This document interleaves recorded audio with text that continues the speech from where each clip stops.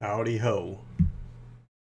Alright, so as the description states, we're going to continue on with the Jedi Counselor storyline ho on the Old Republic. Alright, so as the description states, we're going to continue on with the... I guess I had the stream in the background. Let's see here. I don't think I have the audio playing. Hold on a second.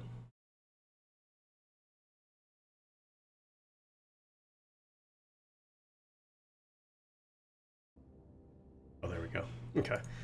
And I'm going to be reacting to this podcast, DOAC podcast. I think it's, what is it? The Diary of the CEO. I've seen some of his stuff. I don't really know too much about this podcast. I've just seen a few of this guy's clips. But they're having a roundtable discussion on the possibility of World War III, or some of the people on here arguing it's already started and we just don't realize it yet.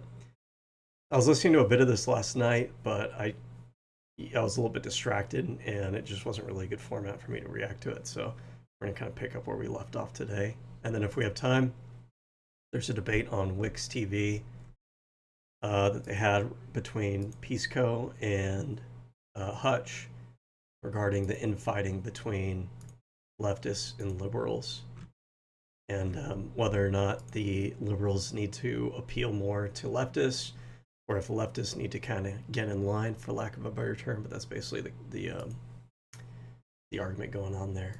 So let me find where I left off last night. Okay, yeah, so I think they were talking about the rise of digital propaganda is where I left off. Things I've seen emerge in the last... Stand true. Stay weird.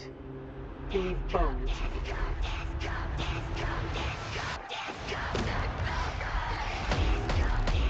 I was gonna watch commercials, but I have no idea what this is.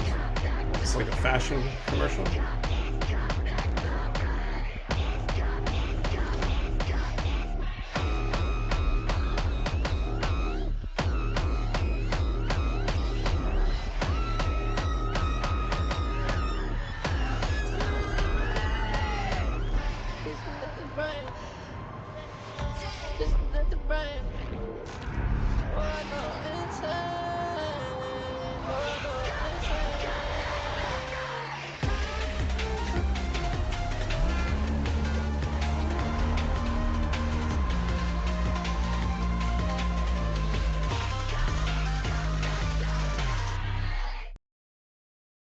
Okay, is that a clothing brand? I have no fucking idea.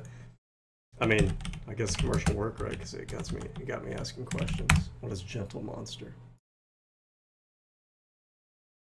I still don't know. What, bro? What is this? Is this fashion? What the fuck am I looking at? Yeah, I guess so.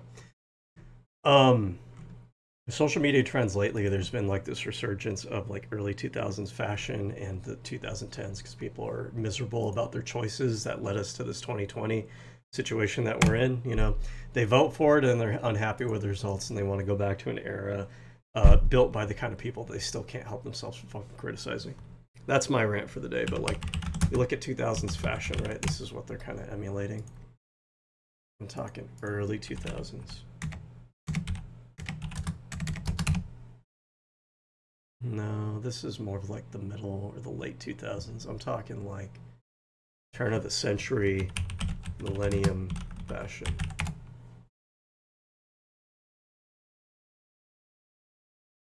Maybe we call it Y2K style.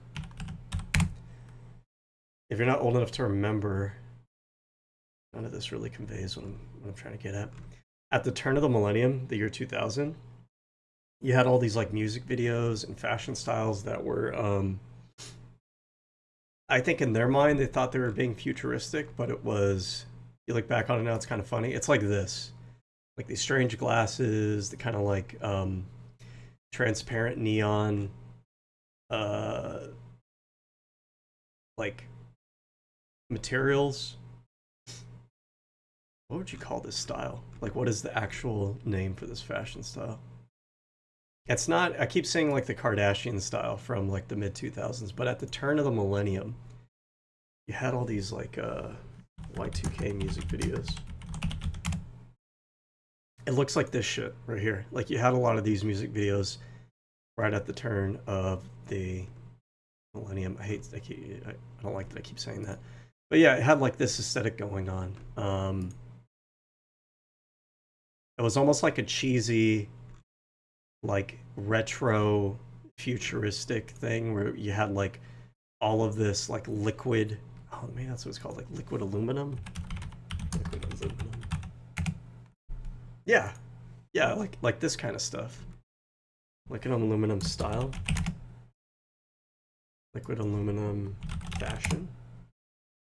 There's got to be a name for like what this style is actually called. Okay, maybe it's called the Y2K Space Age. Y2K Space Age, and it looks kind of similar to, like, you notice the glasses they had on their face look like the Matrix kind of style glasses. But yeah, it's all this shit right here. Y2K Futurism, I guess would be the name. But yeah, it looks like that's kind of coming back because I think people are nostalgic for that time period. It was a little bit more fun and freeing and outgoing and not so doomerish. You'll also see people online talk about Fruitager Arrow, which I remember as a kid. I don't know what the young people's conception of this style was. Usually this was like on like advertisements and on your computer. But outside of that, it's not like people had their homes like this. It's not like people were decorating their yearbooks or anything like that. It was almost strictly just like a marketing advertisement thing. But I mean, it's optimistic, right? So I give it that. So I could see how you look at this and you think the 2020s are kind of dystopic and you want to go back to the past, like yeah, like I said, so like the advertisements and the electronics, you'll notice a lot of stuff that they feature in these are all electronics. I didn't really care so much for like the silver, I don't know what you would call it, like silver plated or silver like plastic that they use. It looks really cheap. It wears out over time and it looks kind of cheap. But I do miss, for sure, I miss the clear plastic electronics. I don't know what you would call that. The like translucent, like this shit. This is fucking cool. I don't care. I don't know.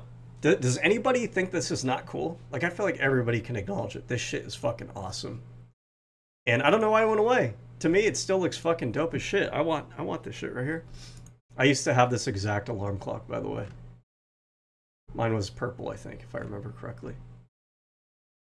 But yeah, I mean, that was cool. But okay, so yeah, it's like this Y2K futurism. If you look at like the Poison music video from Britney Spears, it kind of matches up with that too. Yeah, like the Backstreet Boys, Backstreet Boys futuristic video. Yeah.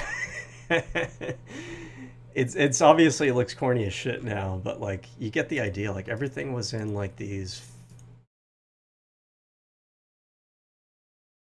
like their concept of what the future would look like, I guess. So that's what that commercial looks like. And I feel like it is just borrowing off of this trend where people kind of want to look backwards.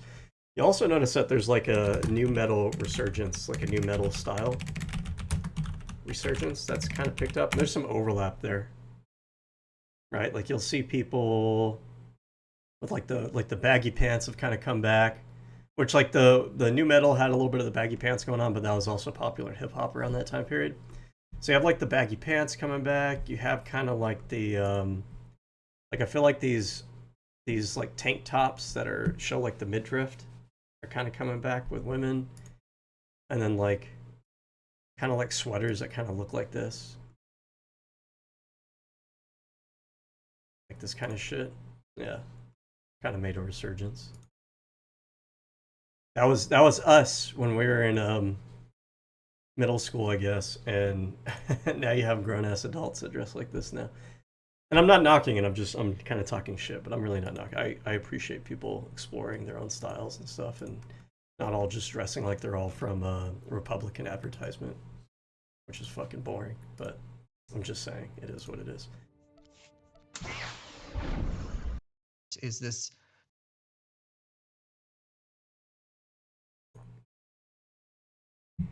I believe that we are already at the early stages, if not. Things I've seen emerge in the last few years is this dichotomy between private diplomacy, which is what we were used to when we studied the Cold War and post-Cold War conflicts, and now we have public diplomacy. Almost all diplomacy, take the Iran-Israel war, the 12-day war, as Trump calls it. How much of that war was conducted via social media? This is now, so you have this public-facing diplomacy where you have, during wartime, leaders, their representatives, their proxies, conveying messaging both to their enemies, to their allies, and to a supposedly neutral audience, all through social media, right? So it is not so much the nuclear age, but the age of the algorithm and how that amplifies diplomacy in a way that never, ever existed. And so this is, I think, this lends to that dilution that then others can take advantage of. Because at the end of the day, if you want to threaten a country or you want to garner support, how you articulate that via social media, whether you use all caps, whether you use images, memes, all of these things play into how effective that is. And you see. Something to be said too about this strategy of using the social media is that you're leveraging public pressure. Public pressure is very real, and I think that, like, if you go back in history, you're going to find examples of factions that are opposing each other trying to utilize public pressure against each other. It's just never existed in the way that it exists now, where maybe in the past you were doing things like trying to get articles published in local newspapers. Maybe you were having people like agents, saboteurs that go out in the streets and try to, talk to the community members, try to put seeds in their mind. But now you're getting on social media and you're getting attention from like the entire global community to put pressure on things. First victory as Balmora's political liaison. SWTOR diplomat Alani organized a new trade route for Balmora. She wanted a personal favor. Thought credits would look suspicious. Useful to know. Just how personal is this favor you promised her? Personal enough. Greystar said a friend is an enemy waiting to happen, and vice versa. You mentioned the name Greystar once before. He was leader of the resistance cell I first joined on Balmora. Taught me plenty. Before everything changed. Enough. Got trade routes to organize.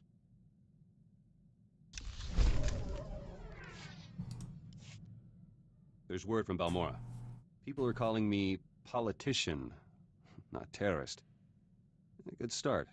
But I want the opposition leader's post. To critique Ty Corden, keep him honest. So how do you plan to become opposition leader? I want one of Ty's officials to support me. Secretary Varum would do. Ty trusts him. But Varum's rich, stubborn. Hard to persuade. If that's the case, perhaps you should try another official. Varum is best. Talks loud, gets things done. Varum's paranoid, terrified of another Imperial attack. He created a militia to guard Ty. Funds it personally. I could tell Varum that Imperials infiltrated his militia, but my people stopped them. With a little evidence, Varum owes me a favor. Easy. Alternatively, a statement congratulating Varum on his militia's dedication would make him very grateful. Gratitude's fragile, but that would be faster. You think like Greystar sometimes. You never told me what happened to him. Greystar was betrayed. The blasted Empire got an operative into our cell. We scattered, but kept up the fight. War's over. But we lost too much. Oh, they lost. They lost too much. Wonder what he means by that. I wonder if Greystar is dead. I'm being facetious. I mean, obviously, it's kind of pointing in that direction. I don't remember. Again, I played this storyline before. I don't remember what happened to this Varum character. It's just a little bit cliche to be like, my old comrade Varum, he taught me so much. We lost so much. Ooh, I wonder what happened to Greystar. Probably got his ass killed. That's probably what happened. Doskasgores, Orvexi, Kvarjo Raunar, Tosha Plumshik Patna, Shiverskars, Zademo, Yanor Forina. Do I even want to know? How long does it take to shed your skin? Modul lambasarsk. Parsk potrak. Modreksk. Kuntak polua. Janor forina. Isa ademo. Ragorant. Rakirudlexisk nas. Skocharat mask osla. Svetod trangis. Kuntak polua. Your scout pokret. After you've completed your rebirth, what happens then? Navrasisi. Odortikcha. Mortavrapsa. Tretas. Skuriak nunchek nakrak. Kugeltras. Shiverskors. Patja runur. Krelkevskunak raktels. Woktraksrok. Telskik krak krak. Trasmoklesanek ognok. Flantergorsk. Skugeltras. Ortargorsk.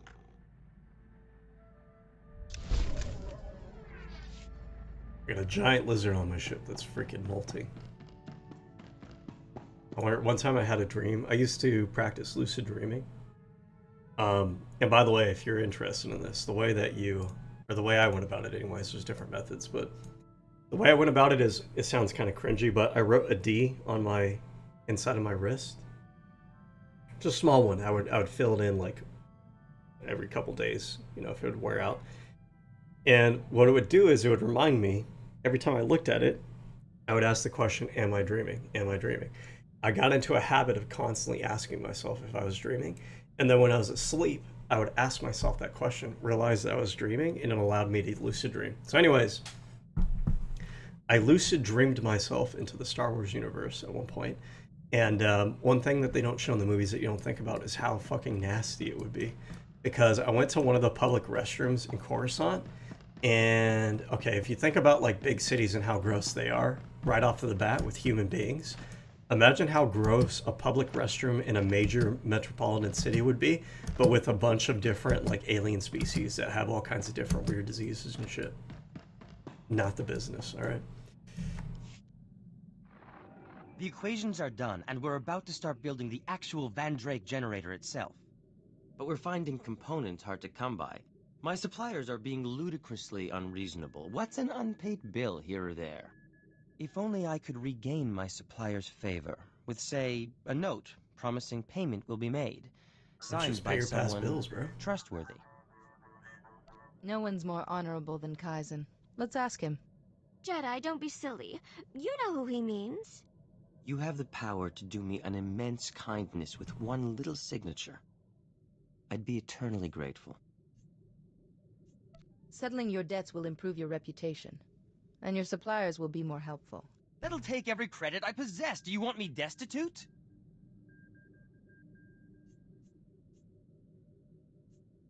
Would you rather be a poor man with a Van Drake She's too generator, ethical. or a rich man whose dreams are unfulfilled?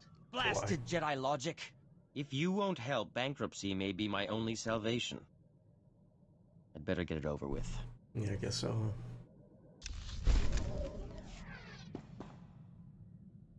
See that most on TikTok, and when after the October 2023 Hamas attacks against Israel, the information warfare between the two sides and how it played out on college campuses. I was at a big one where a lot of that was taking place at UCLA, and how that played out on social media, and even among high school kids who I talked to, and their understanding of conflict is now shaped by what TikTok, which is partially controlled by the Chinese government, feeds them and chooses to feed them and amplify. So here's a specific example which might be helpful to what you're saying. With the 12-day war recently, I think the White House wanted that to just be a bombing run. You can correct me if I'm wrong. Just a bombing run. We're gonna go, we're so power. It was about power, it was about precision, take it out. And it was the press that wrote, America enters the war. Yeah. And that is a major. Wait, hold on. This is Iran. U.S. enters war with Iran by McKee. When did this happen? 2025. Why don't I remember this? Oh, right. Okay, because this was Israel had kind of had some exchanges with Iran. And I do remember that the U.S. kind of supported them on this. Now, I mean, she says it's hyperbolic to say the U.S. entered the war. And yes, from a connotative standpoint, it implies that the U.S. is like an extended war or whatever. But isn't this technically true? That if we are taking military action to a legitimate, and I don't like Iran's government, but they are the legitimate government in Iran, I think that technically does count as being at war with the country. Now, we might say that that war lasted a day, but it still did, right? But it's going to also have long-term consequences. Now, we've already had like such a hostile relationship with Iran. Probably doesn't change much, right? But the idea that the United States can just kind of like bomb foreign countries, and then that's kind of just a short-term thing, and oh, we could just do it and be over with it. No, that causes long-term ramifications. It causes the other country that we've bombed to not view it as, oh, they're done. They view it as something that's like there is a debt that they feel that they need to return to us, that in their mind they're going to hold on to as a grudge that they're going to repay later on. And then other countries might look at us too. If we're doing things that betray the international law and international order, there are other countries are going to look at that too as we're becoming an unstable leader, we're becoming an unstable partner. All of this, by the way, is not to say that Iran's good. Or I support the rebel movement in Iran, and I hope that the Iranian government is overthrown. I don't know enough about the situation over there to know if that's even feasible, but I'm just saying that's what I would like to happen. But beyond just kind of like the emotional gut reaction you have to, like, you know, who is morally right and wrong, you got to think more of like the long-term consequences of the United States doing things that betray the global order. Because if we are doing things that betray the global international rules that we've supported for so long, other countries are going to look at that and go, well, the United States doesn't follow it. Why should we follow it? And some people might say, oh, well, you know, the United States doesn't have to follow it because, you know, we have enough military, economic, geopolitical power that we don't have to do it. The other countries do, because from a political realism perspective, they just can't afford not to. Sure, but you start eroding those things over time, and the global international order, people become more used to making those exceptions over and over and over again. And when someone does violate those things, they can always just point the finger back and go, well, look, the United States did it as well. And then there's less of an outrage, there's less of a impetus to hold people accountable because of that, because you're eroding those standards and norms. Headline. And that probably made the White House deeply upset, because they don't want to be seen as entering into a war. And so I think another real problem we have right now with all of this tension ratcheting up is how angry, and I'm just talking about America now, the political sides are at one another. That to my eye, because I'm an apolitical writer, no one has any idea what my politics are. I write about war and weapons neutrally. But I can observe. And it seems to me like the different warring political parties inside the United States are so intent on taking down the other side. They do it, from my eye, at the national security level. In other words, a headline. This is what I was responding to yesterday that I made a short video on. In a vacuum, she's correct, but that statement lacks so much nuance that the two political parties fighting amongst each other in the United States, one of those political parties does present a legitimate national security threat to the United States itself. And so merely just saying that the two parties fighting against each other creates a national security, no, the national security threat is there. It's there regardless of the response of the other party. The other party can only respond to that. That national security threat does not go away because one side decides that they want to step down from it. The instigating political party has to themselves decide that they're going to stop engaging in that behavior. Against Trump is better for them than U.S. national security or world security. I'm curious what you think. Well, I think we're all... I mean, well, again, because she's saying, you know, opposition to Trump is more important than national security. Trump himself is a national security threat, and he's also a threat to the global security stability order. Now, she says that she's apolitical. I tend to find that people who call themselves that tend to be on, they tend to be almost like closet Republicans or self-deluding conservative/Republicans. So I am curious here that when she says that, is this genuinely true? And she's from a bygone era where the connotation of that statement didn't mean what it means today, or is she pulling the same grift or self-delusion that a lot of other people on the right are doing today? Political leaning. Who publicly maintains a neutral, non-party? Okay, that's what she says publicly, but I want to know where is she actually? Has said she remains publicly neutral about politics, voicing instead of Eisenhower principles of promoting an informed citizenry. Her work, including books on Area 51, the CIA, and nuclear war, focus on investigating government actions, classified programs, and military history. Her writing about Area 51 and CIA kind of makes me wonder, like, is she a conspiracy theorist, or when she writes about this stuff, is she trying to like debunk conspiracy theories and, you know, actually like kind of get to what is the actual truth? Her writing often covers controversial in national security without explicitly promoting left or right-wing viewpoint. Okay. Her book describes what happens if a nuclear event were to occur, how quickly nuclear... She's on a book tour right now. That explains why her name's popping up, I guess. I bought the Audible version after listening to Dan Carlin. If you think about the books are bad, try listening to Annie Jacobsen's narrative. Okay, so what is it about? What are they saying is bad here? So clearly she had to pad the book to get measly 296 pages. So this isn't even a partisan attack. This is just them talking about that the quality, that there really wasn't a lot of substance there. It was kind of padded out. I thought it was a good time, and I'm listening to Area 51 book right now. I really appreciate the genre. Okay. I thought it was a good book. We all know nuclear war is terrible. Most of us are familiar with the devastating effects bombs had in Nagasaki and Hiroshima. Her book describes what happens if nuclear events were to occur, how quickly nuclear-capable countries will respond to attacks, real or perceived. She describes not only the immediate effects, but the aftermath, the radiation poisoning. Okay, I mean, I haven't read the book, so I can't really tell. Really sick of hearing about this book. If you want to misunderstand miscommunication in the nuclear war with Pyongyang, novel that's technically accurate and actually more than somewhat plausible, read the 2020 Commission report on the North Korean nuclear. Okay. Let's see.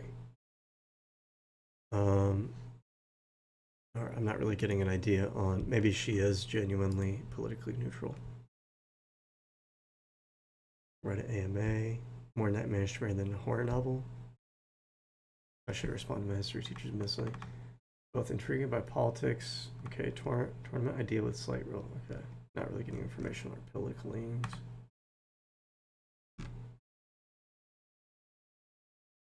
I wonder, because I'm just hearing about her name now. I get a little bit skeptical when I hear about like these pop social sociologists or pop political scientists that wind up like getting promoted a lot in the algorithm, because I noticed that the right-wing media ecosystem is really, it's been really effective in the last couple of years of picking up these neutral presenting political commentators, social commentators, and then promoting them, having them do the circuit of all these different right-wing shows.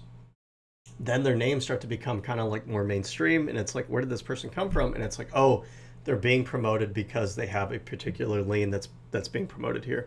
So that's what I worry about here. I never really heard about it before. What is this? What does this have to do with Annie Jacobsen? Control F. Annie. I also think U.S. nuclear is also adequate, has been doing the rounds about her work on current nuclear environment, and is confident we already possess a world-ending arsenal currently. Well, yeah, no shit. That part everybody kind of knows about.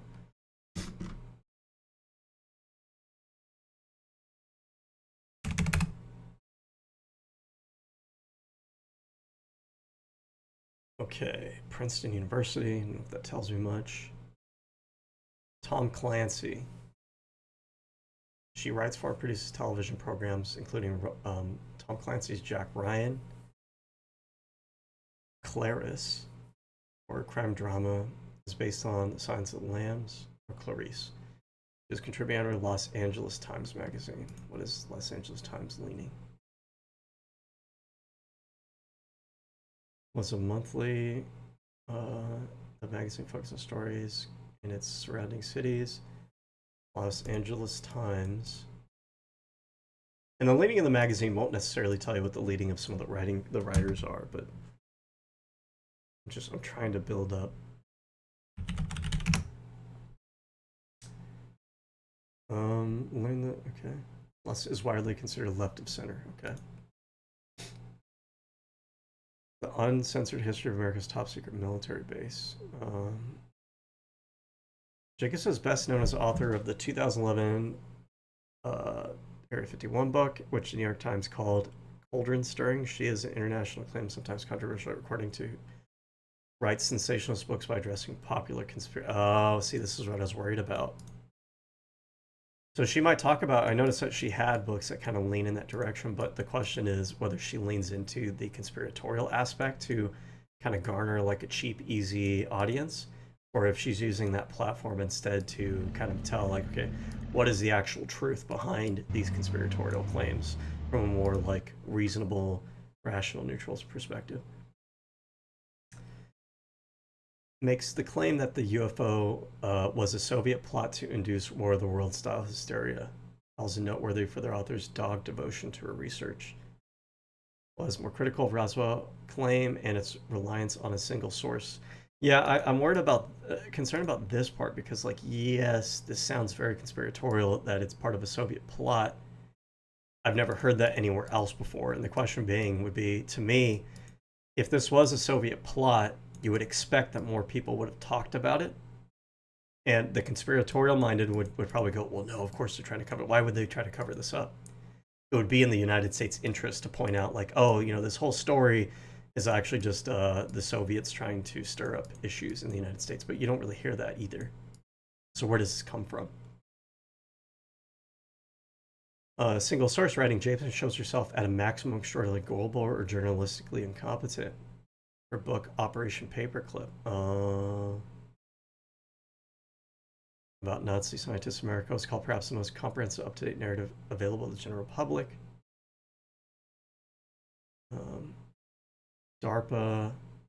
See, everything that she covers, again, it's a little bit of a red flag to me that everything she covers tends to be in the conspiratorial realm.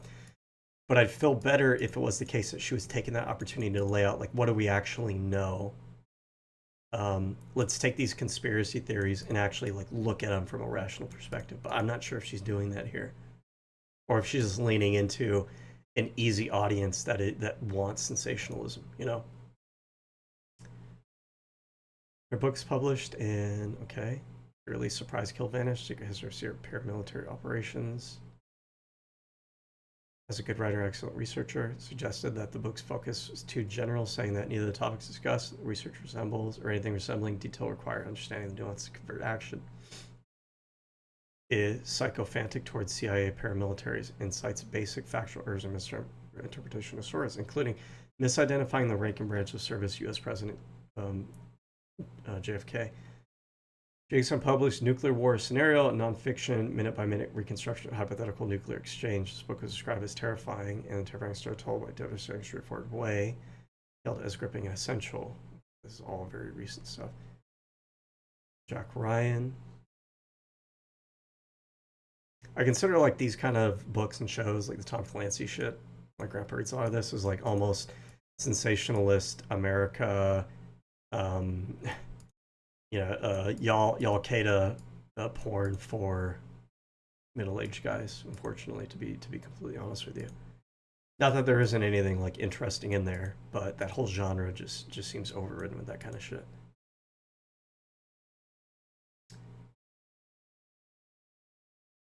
This article and incident she witnessed with a group of 13 foreign nationals on board a flight from air marshals came out of cover during flight. The FBI and Homeland Security agents met the aircraft when it landed. The Department of Homeland declassified a report about the flight. The two men were identified as 12 Syrians, members of the musical group, and Lebanese and their promoter. All were traveling illegally on expired visas. 8 of the men had positive hits. Okay. Yeah, so I still don't really know from here. I do worry sometimes people present themselves as apolitical. Almost nobody actually is apolitical. So to a certain degree, if you present yourself, your public-facing image as being apolitical, if you're willing to actually check your own biases at the door and you take that super seriously, I respect that. But at the same time, people can use that, oh, I am apolitical, to launder in their biases while pretending that they're neutral and apolitical. And that's what worries me here.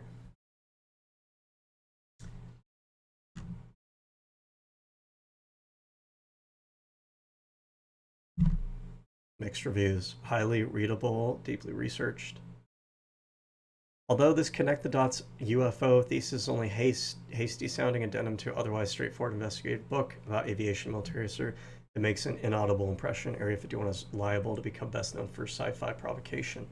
The book is noteworthy for its author's dogged devotion to her research. Okay. Poorly sourced error-filled book and defies comments, makes her arguments of common sense. Is reliant on one anonymous source. Annie Jacobsen's factual errors on the blog stated that there are so many mistakes. Yeah, I don't have time to look into how true all this is, all these criticisms are. In attributing the story, she reports to an unnamed engineer and Manhattan Project veteran who's seemingly failing to conduct even minimal research into the man's sources. Jacobsen shows herself at minimum extraordinarily global, journalistically incompetent. The book sharply criticized by extensive errors and essays by Robert Norris and Jeffrey Richardson, senior fellows at the Federation of American Scientists and National Security Archive, respectively. It also comes to me as a red flag that she was interviewed by Lex Friedman, who himself seems to be like an industry plant. Jacobsen revealed the source to be Roswell UFO incident, explained a Soviet hoax to be Alfred O'Donnell, who worked for AG&G at Area 50 in the early 1950s. I don't know. All right, anyways, let's just keep going with this. All saying something that's derivations of the same thing, versions of the same thing, right? There's a massive information warfare landscape happening, and it is that fog of war that we look through that gives us that tension about what's actually happening at the ground level. If you think about Master Jedi. The shuttle is prepped and ready. We're just waiting for clearance from the station controller to launch. I've never even heard of this planet before. What should I expect? I hope you like ice. You've got your ice canyons, your ice plains, some ice mountains. Really? You ought to try to savor this delay. Every minute you're not freezing to death is a good one. What's valuable enough to justify risking the lives of so many just battling the elements? They don't tell me anything. All I know is we lost something on this planet, and we're not leaving until we find it. Before I forget, you'll need this cold weather equipment. If you're lucky, you won't use it much. Everything checks out. You are cleared for launch. You should check in with the commander at Oric Base when we land. He'll be able to tell you a lot more about Hoth. Conflict as being what humans will do to each other. There's layers on top of that that create this distortion of what you can expect. And there's so much activity in the information landscape that it's very distorted what could actually happen. We have a term at CIA, and when we talk about covert influence, activities to shape information, we talk about volume and speed, which gets right back to your point about TikTok and social media. We've always engaged in information warfare, but the volume and the speed was much less. Yeah, see, that's what I mentioned earlier, right? Was that if you go back in history, you're going to find that people tried to appeal to public pressure pretty much all time. But social media tools are unlike anything that exists in the past. It's not a newspaper. It's not one agent saboteur. It's like the entire world instantaneously. And much slower, because you had to fly fucking pamphlets and drop them out of airplanes and hope that the people reading it were reading the right dialect of Arabic or Spanish. You had to hope. You, LT, getting out today is our best chance. Maybe our only chance. Private Cree, I've noted your complaint. Twice.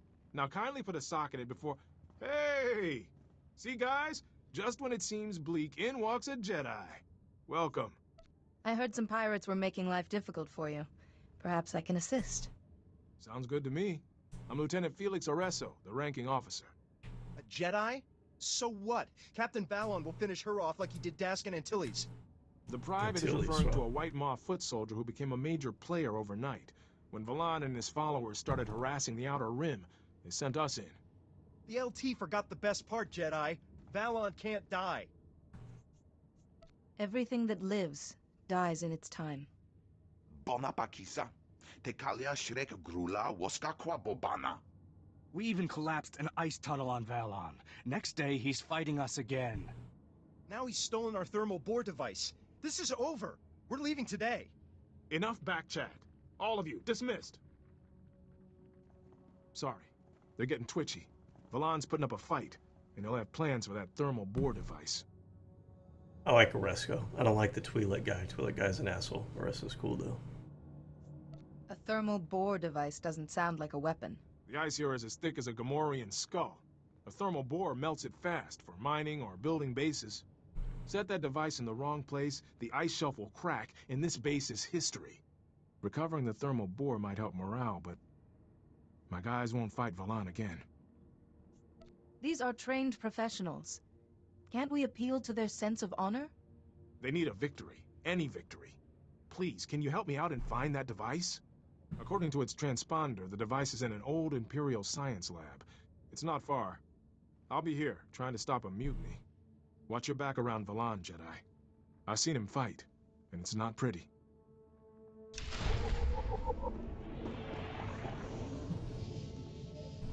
And then, once there was a rainstorm, all of your pamphlets are done. And if you're trying to make it look like they're not coming from America, there's all sorts of other layers to that. Well, now, an algorithm that you don't even control is contributing to that. And then you've got creators, content creators all over the place that have no added value to the content they're creating, who are just clipping, cutting, and putting things together and then further being amplified, right? So the volume of information is massive, and the speed at which it disseminates is huge, and the algorithm can dictate whether you see it or don't see it at all. So while I appreciate your point of view, that there's this tension and there's this growing concern, I honestly think that your opinion on that is because you're informed and intelligent. And there are huge groups of people who are completely oblivious to where we actually are on a sliding scale of approaching conflict. Where are we? I think that's what we're really here to discuss. I would argue that we are not entering a phase of less conflict. We are going to enter a phase 5 to 10 years of more conflict, increasing conflict, a willingness to engage in more kinetic conflict, to use your term. I don't think that we're showing the various global power competitors of the world that it will not be tolerated. I think we're showing the global power competitors of the world that violence, kinetic attacks, cyber warfare, weapons development is going to be accepted. Everything you see is for sale. My wish is that America could overcome her tribal anger, you know, that a lot of Americans have toward one another that are in different places. Yeah, I get this. I think the centrist neutral perspective, though, fails in this regard because they kind of just want it to happen almost as like magic. And they don't want to offend anyone in this regard because they think by not offending people it'll somehow bring us together. But they have to realize that in the real world there are instigators, and if you don't confront the instigators and like point out that they're instigators, they're just going to keep instigating that same issue. And you being neutral about it doesn't solve that problem. It just doesn't. Political parties, because I feel like America is a leader in terms of security and safety, or can be and should be. And that all of this amplification of the rhetoric is deeply dividing. The fancy word is divisive, but it's just dividing. And that if there's any place that one's enemies or adversaries, or call them what you will, can take advantage of that, it is right there. Is that wishful thinking? For me to say, I am a very wishful thinking person. I mean, It is. It's that Welcome. It's that meme that I was talking about yesterday about, you know, the underpants gnomes. It's, I don't even know. It's, durable, military what is the step to actually get us to reducing that divisiveness and that tension? She doesn't really have an answer. It's just like it's just magical thinking that somehow it's just going to happen. If that we keep talking about it, it's going to happen. If we don't offend anyone, Mr. Jedi, I can't tell you how glad I am you've arrived. Welcome to Auric Base. What's left of it. I'm Lieutenant Laskin. Did Republic Command send you? Did they get my distress signal? I don't think your signal got through. You don't know? If you're not here to answer my distress call, I don't know what we're going to do. We can't hold out. An explosion in one of the speeder hangars knocked out main power.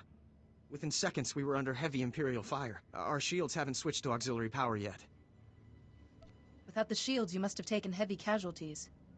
What you see here, Master Jedi, might be all that's left of the Republic presence in this area of Hoth. We still have men in the field on a critical mission, or we did when we were attacked anyway. Between the Imperials and the cold, I don't have enough people for a search party. Please, if you could head up. What makes you... I know if you reach them. I write about the grimmest, darkest subjects imaginable, you know, with a smile on my face, because I just am naturally, I'm naturally optimistic. Can I get you anything? Oh wow, give yourself a massive pat on the back. You're so massively optimistic. Why are you writing about nuclear war and the fallout and everything in such like dystopian context? Not that there's anything wrong with writing that. I'm just saying, like, I don't know. To me, it feels like there's a lot of self-delusion going on with this lady. That's the impression I'm getting so far. It's a little bit preemptive, I'll admit. Stark, beautiful. Mother of two, you know, college-age boys. Of course, I'm going to be optimistic. Andrew was just saying that he thinks there's going to be more conflict going forward. We have 9 nations now that have these nuclear weapons.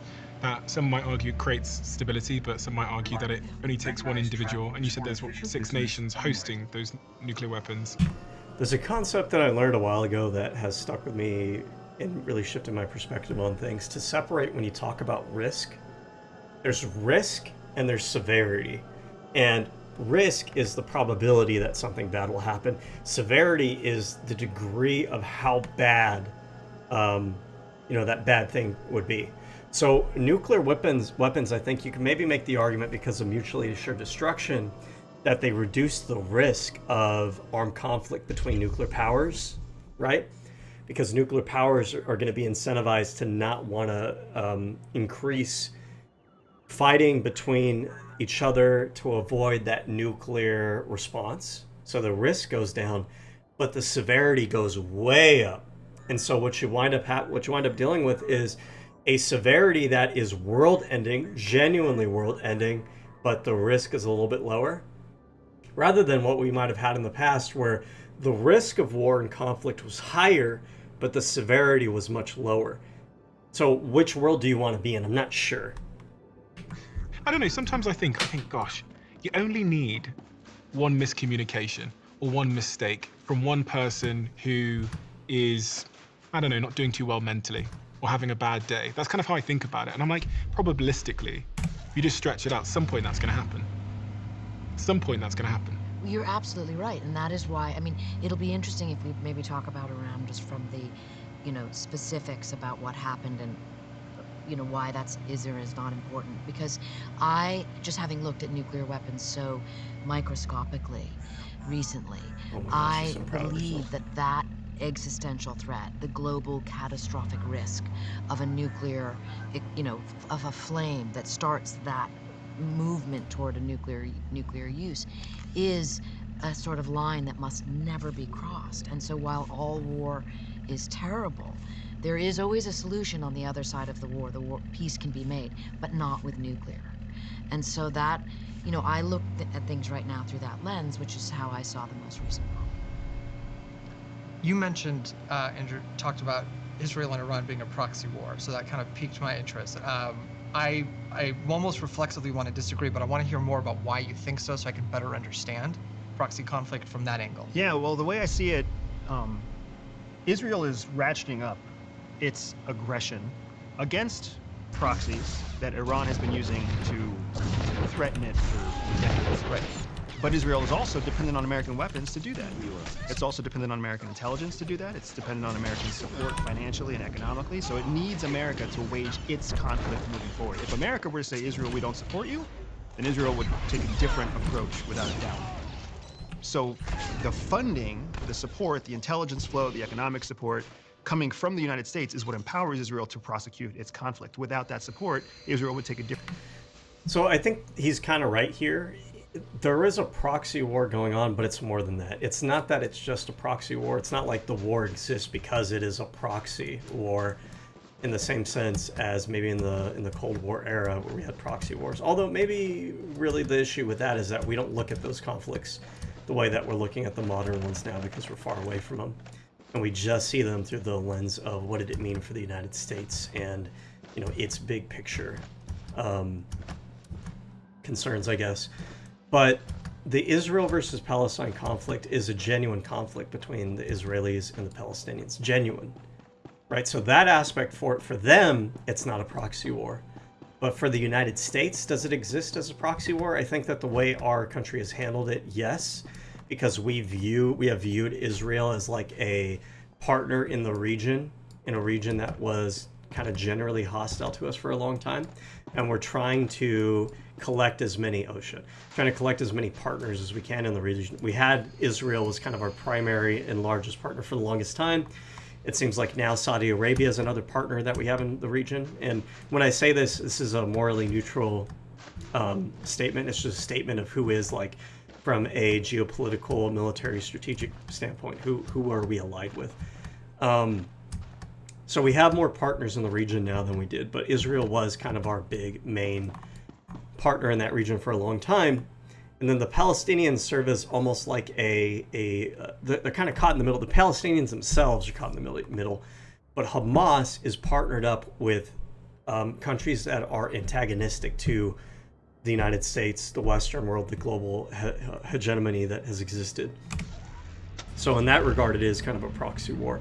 At least the outside players who are supporting the different factions in there, to them it's a proxy war. To the Palestinians and the Israelis themselves, it's not really a proxy war. It's a legitimate war, right? Different approach to the conflict. But then proxy would imply that Israel's acting as an agent or at the behest of the United States. So the United States, rather than getting involved directly with Iran up until last week, operates through another entity. That's the misunderstanding about proxy war. You're looking first for some sort of conflict that already exists. The conflict between Israel and Iran already exists. The proxy then, the proxy relationship happens when an outsider, a third party, comes in and exacerbates the conflict by putting more fuel on an existing fire. It's not that Israel is the agent of the United States. It's that Israel already wants to prosecute some sort of conflict. We come in and we're essentially the fuel to help exacerbate that fire. So who's the proxy? Yeah, so I'd have to think about this a little bit more to think whether or not we can actually adequately label the United States as putting fuel on that fire. I know that a lot of people on the left end of the spectrum, some of the people who maybe watch my content or generally kind of agree with me on most things. When it comes to foreign policy like this, I don't really feel the same way all the time. Iran definitely uses factions like Hamas as a proxy to push back on the U.S., to push back on Western hegemony. And the U.S. will respond to that, yes, but is it the case that the U.S. is trying to inflame tensions there for their ends? I'm not sure if I agree with that. I'm not sure if I agree that the U.S. intentionally wants to inflame tensions there, or if the United States is just responding to other actors out there who are, like Iran, who are trying to add fuel on that fire. In this conflict. I'm not sure. Okay. Israel's the proxy for the United States, who wants to diminish Iran in the same way that Israel wants to diminish Iran. This specific conflict is so fascinating because every fucking body wants Israel to degrade Iran. Saudi Arabia wants that. The United States wants that. All of the European Union wants that. Israel wants that. Everybody wants to see a degraded Iran. So Israel, especially after what it's been doing in Gaza, and the humanitarian crisis in Gaza, Israel's desperate for anything it can do to win back favor for the Abraham Accords, as a democratic country, you name it. It's looking for an option, and Iran is a very convenient option for them to build back relationships that they've killed along with the attacks in Gaza. If the reason... This part I think is very true and very fair. The thing is that the right wing in Israel, much in the same way that the right wing in the United States, has alienated Western former allies because they don't have a sense of restraint and self-awareness. I think that this is true of conservative factions all over the globe. Like, you can look at Iran and the issues with Iran. Iran is a very conservative country. They're run by very conservative people. I'm going to go out there and I'll just say it. I think that conservatism itself, the impulse for that, I think it generates leadership and hegemonies that function like this. I think it's endemic to them as an ideological grouping. And so Israel I think Israel had the right to respond to the attacks that Hamas had orchestrated on them on October 7th. The way that they went about it was disproportionate. It was, I don't know, over the top. It had a lack of self-awareness and alienated its allies. And I think that it is true that now at this point, now Israel's shifting from, okay, they were waging this war, all-out war against Hamas. I think they still are basically. We had a quote-unquote ceasefire, but I don't think it's real. I don't think it's really genuinely there. I think Israel has wiped out so much of the Hamas's capabilities that at this point, it's almost like it's not as much of a war as much as an insurgency. They have military dominance in the region, and now they're just kind of, they have almost like a permanent military presence there in order to just continue trying to root out as much of Hamas as possible. But in the process of giving into their worst impulses to just kind of seek vengeance and retribution, they've managed to alienate themselves from the rest of the world. And so now their shift is away from the total war footing to an insurgency footing, which now frees them up to now focus on trying to win back that clout. Or at least I haven't really seen them do it. I just think that that would be the logical next step for them. Reasons are different. Does that still make one a proxy of the other? So Israel's objections to Iran, and it's the reason it sees Iran as a adversary, might differ from the United States. There's a Venn diagram, there's some overlap, but there's also a tremendous amount that doesn't overlap. Same thing with the Saudis, the Gulf states, other regional states that see Iran as a threat. They see it for different reasons. Does that still, and I'm not saying you're wrong, I'm just trying to understand, does that still make them a proxy if their motives are different? I would say yes, because it's not about the parts of the Venn diagram that don't overlap. It's about the parts that do. It's about the convenient. Yeah, I think the right way to say this is that being a proxy in a proxy war is not about the motivations of the proxy itself. It's about the motivations of the larger powers that are supporting that proxy. That's what makes it a proxy or not, I think, is what the right way is to kind of frame that. Of Israeli citizens dying, Israeli soldiers dying, Israeli weapons being spent. That's the benefit of proxy conflict. It's not American citizens who are at risk. It's not American soldiers who are dying. It's not American weapons that are being spent. We get to build our surplus. And if anything, we get to build extra and sell it to Israel, which is benefiting our economy. So this is the...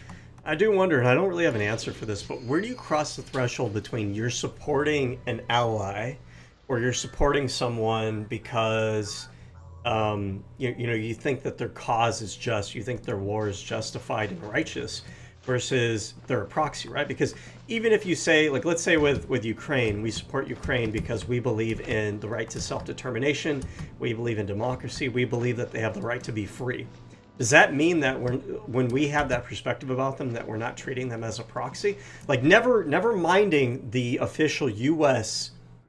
Interest in that. I mean, us ourselves as people who might support Ukraine's war effort. Do we view them as a proxy? I think the impulse is to say, no, we're not really treating them as a proxy. We believe in their ability to have self-governments and democracy and all that stuff, right? But at the same time, we agree with that in the sense that we believe that our morals, our ethics, our political philosophy on what is justified governments, what does it mean to have a government that respects the rights of the people, are we not then trying to push forward those values throughout the world and seeing this faction over here in a different corner of the world as a proxy for furthering those goals along? You know what I mean? And I feel like maybe there isn't really like a strict dividing line, and maybe more of a gradient between those things, but I'd have to think about that. The uncomfortable truth behind proxy war is it's all the benefits of a wartime environment without any of the risks. But then what also happens, and you can look at Vietnam as a great example, is the proxy wars that are supposed to be low cost for the United States end up blowing up into being a disaster for the United States. So I think of Vietnam, I think classic. I think so. Sometimes I think people over-index on Vietnam. The U.S. has been involved in a shitload of different military conflicts over the decades. to reduce everything down to Vietnam is to look at only one of those conflicts and use that as the example. There's a negativity bias that humans participate in where we tend to over-index on negative outcomes and we don't look at the ones that are a little bit more neutral or less sensational. So a lot of the conflicts the United States have been involved in have been very beneficial to the United States. You know, whether it's good or bad, it's been beneficial to the United States' interest without doing much damage to the United States itself. Vietnam was unique in that it cost a lot of political capital and cost a lot of American lives and psychological kind of destruction to the soldiers that waged that war. But we know about, and we talk a lot about the Vietnam War because of that. We don't necessarily do that with the other conflicts. Like, what happened to the Korean War? No one really talks about it. What about the Gulf War? We don't really talk about that as much anymore either. Right, so not all of these conflicts universally have a negative impact that is so obviously seen for the United States in the same way that the Vietnam War did. Proxy war, Yes. right? Khrushchev gave that speech, I think 1963, whenever it was, about wars of national liberation, and that they would be fought in what was then called the Third World, Vietnam being a classic case. There I see absolutely, right? First you had the French, in French Indochina, and then the United States bailing the French out. Arguably, the French were maybe a proxy for U.S. interests. They were part of that firewall that were keeping the dominoes from falling. But again, I'm trying to understand the Israel-United States proxy angle here, and that's a unique definition of proxy, I guess. Okay, so I go ahead. Butt in with an example. Yeah. You tell me if this is right or wrong. Yeah. So in a weird way, the Iraq War was a proxy war. I don't even think that's in a weird way. I think if you read the actual goals and interests of the Bush administration, you look at the Project for a New American Century. I need to write a list of topics that we need to sit down and actually read into and cover because they're not talked about enough. The Hoth files, the Project for a New American Century. If we do a thing on the Heritage Foundation and the Federalist Society and their whole project that they've been orchestrating for the past couple decades, but the Project for a New American Century, in my mind, I think it's very safe to say, was the actual real motivation behind the Iraq and Afghanistan wars. Those were absolutely about, number one, reestablishing the United States as a global superpower. That already existed, but these people are so insecure about their status that they felt like they needed to reassert that. They wanted to increase military spending, budgets, and technology. And they wanted to shift the geopolitics of the Middle East to be more preferable to the United States. These were all explicitly stated in documents that many members of the Bush administration had written prior to George Bush winning that election and then becoming the administration. They wanted these things to happen. And that was the posture that they not only carried through the Iraq and Afghanistan war, but all of the geopolitics that kind of is the American geopolitics in the Middle East from then on, basically. For the same reason. The Iraq War, we were trying, George Bush and Dick Cheney's Iraq War. Right. We're trying to weaken Iran. You think the Iraq War was an attempt to weaken Iran? I mean, you pipe in here, but that's how it started. That was the original intention. Mm-hmm. Okay, now her saying this seems a little bit critical of the Bush administration, which makes me think that, okay, maybe she isn't as biased as you might think. And the deep, tragic irony she might just be like a heterodox, heterodox, which is Iran is running Iraq. Why does the United States want to weaken conspiracy Iran? The United States because of what happened to your family in 1979. But why? But why? What's the beef the U.S. has with Iran? Because they had our hostages for 400 and something days in 1979, and we will not let that go until that is, No, I don't believe that. I don't buy that. I don't think that's true. I think that might have been the case, in the decade after that conflict. But that's so far removed from the vibes that the general public has, that our current, politicians have and everything. I don't think that's the motivation. It has to be something a little bit deeper than that. Or a little bit wider, I guess I should say. That might have been one of the early initial issues, but even that, I mean, how did that hostage crisis, how did that become a thing in the first place, right? Wasn't there already a pre-existing opposition to Iran that led to that hostage crisis in the first place?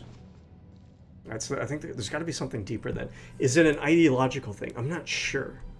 I don't buy, because so much of it is orchestrated by like the conservative right-wing leadership. What is their angle? Is it maybe a Muslim thing? Like they don't want the kind of Muslim fundamentalist ideology to have a foothold in the world? Is that what it is? Is it? I don't buy it when they say, oh, it's because, they don't believe in freedom or democracy, because they themselves don't believe in freedom and democracy, the right-wing conservatives. So what is their actual angle? This is a good question. I'm not really sure. No. How is that? What does justice look like? I'm not saying that's... Yeah. I'm saying why are we at war with Iran? I'm not saying. I'm just saying. Why are we at conflict with Iran? I mean, I think there's a lot of different valid answers for that. But where I would take this, especially to keep it really accessible to the layperson, right, is that the United States wants zero competition for being the single superpower in the world. It wants no competition for that. It wants to remain the single.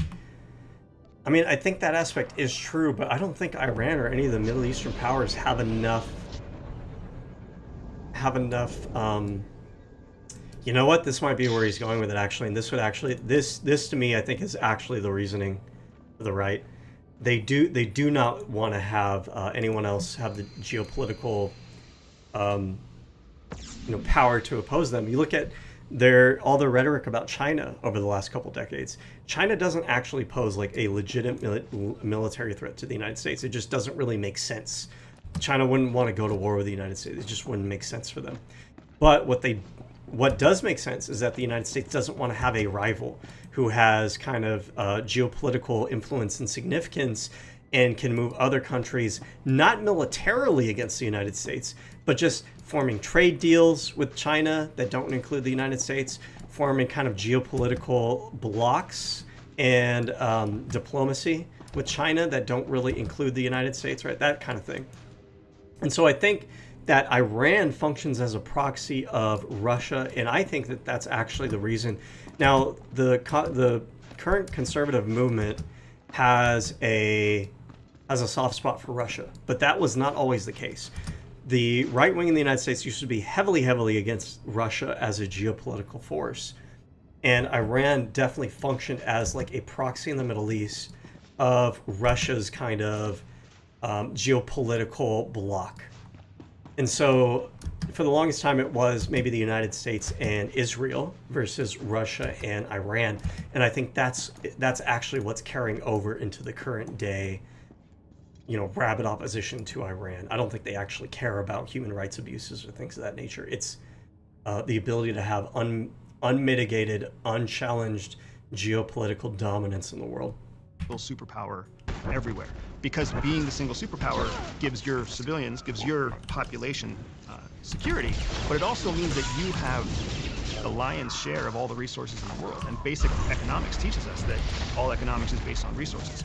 So Iran's goals to create a Shia state, to create a Shia crescent of power and influence across the Middle East, is in stark contrast to what would benefit the United States. What the United States wants is to maintain a Sunni majority, because that's where the oil is coming from, is majoritively for United States. I think this guy's spot on. Who is this that's talking? Who is this guy? He looks a little bit familiar, but I'm not sure. Andrew Bustamante. Let's see if that's him. Andrew Bustamante. Okay, yeah, so who is this guy? Curious. Former CIA covert intelligence officer. Okay, that's interesting, because the other chick is a writer and she's a researcher. She's often lauded for her ability to research anything. But this guy would have actually been in the thick of United States covert intelligence, what their agenda is, what their policy is, what their mindset is. Not only is what he's saying lining up more accurately with my understanding of what's actually going on there, it gives him a little bit of credibility to the fact that he actually served in positions where he would be privy to that kind of information. It's Sunni, wealthy, Khaliji states. Even though Iran's the second largest. Not for the United States. Yeah, not for the United States. But it was, right? During the United States' greatest period of prosperity, it was a bipolar world. So unipolarity is something we've had since since the 90s onward. And yes, there's been tremendous success, but arguably unipolarity has been destabilizing. What's unipolarity? Where you have one The world Soviets power and the United basically States. dominating, which is Oh, kind sorry, of been the case. that was the bipolar world. Bipolarity, whatever the hell you call it, multipolarity. I think what we're shifting into in the current era is going to be the United States versus China, not in a military sense, but from a geopolitical sense. And the way that we're positioning ourselves right now as the United States makes me believe that China is actually going to wind up winning this, because China is seen right now as a more stable, more rational partner. It's really unfortunate. It doesn't have to be that way. But the conservatives in the United States are ensuring that that is the case, unfortunately. Since the end of the Cold War, and now we've seen a rise of other sort of poles, maybe with China being one. But you had, during the entirety of the Cold War, it was a bipolar structure. You had the Soviets, you had the US. Yes. And they were... Now, I mean, he's saying that it might be a like multipolar with other players. He only mentions China because I think that's the only real obvious one. I think there might be some like impulse to think of Russia as a power in that regard. I think that what we've been seeing over the past couple decades is that Russia has been waning as a geopolitical power force.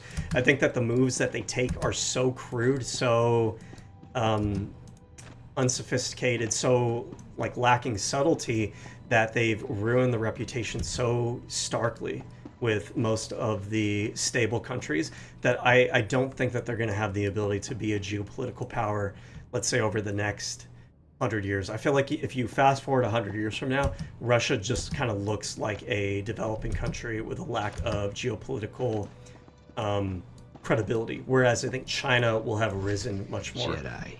in its stead. Perfect.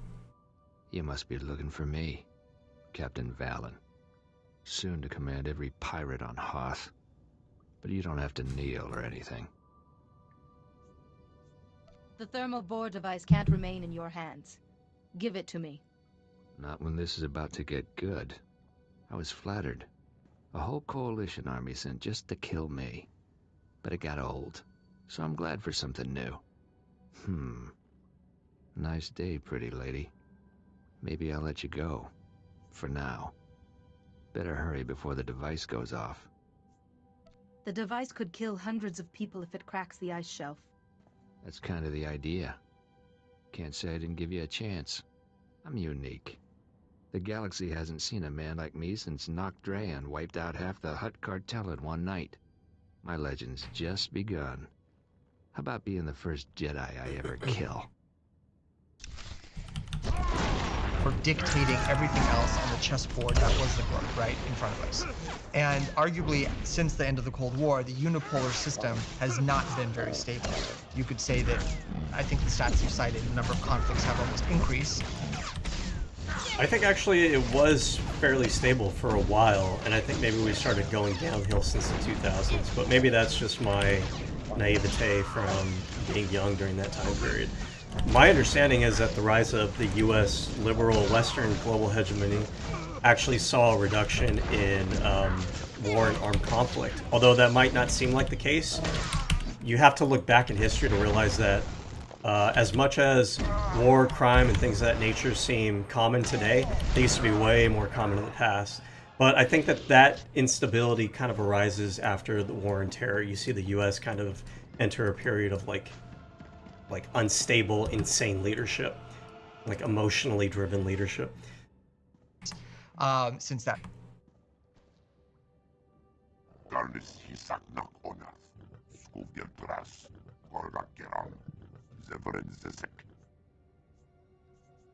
If Valan hadn't forced my hand, we could have taken him prisoner.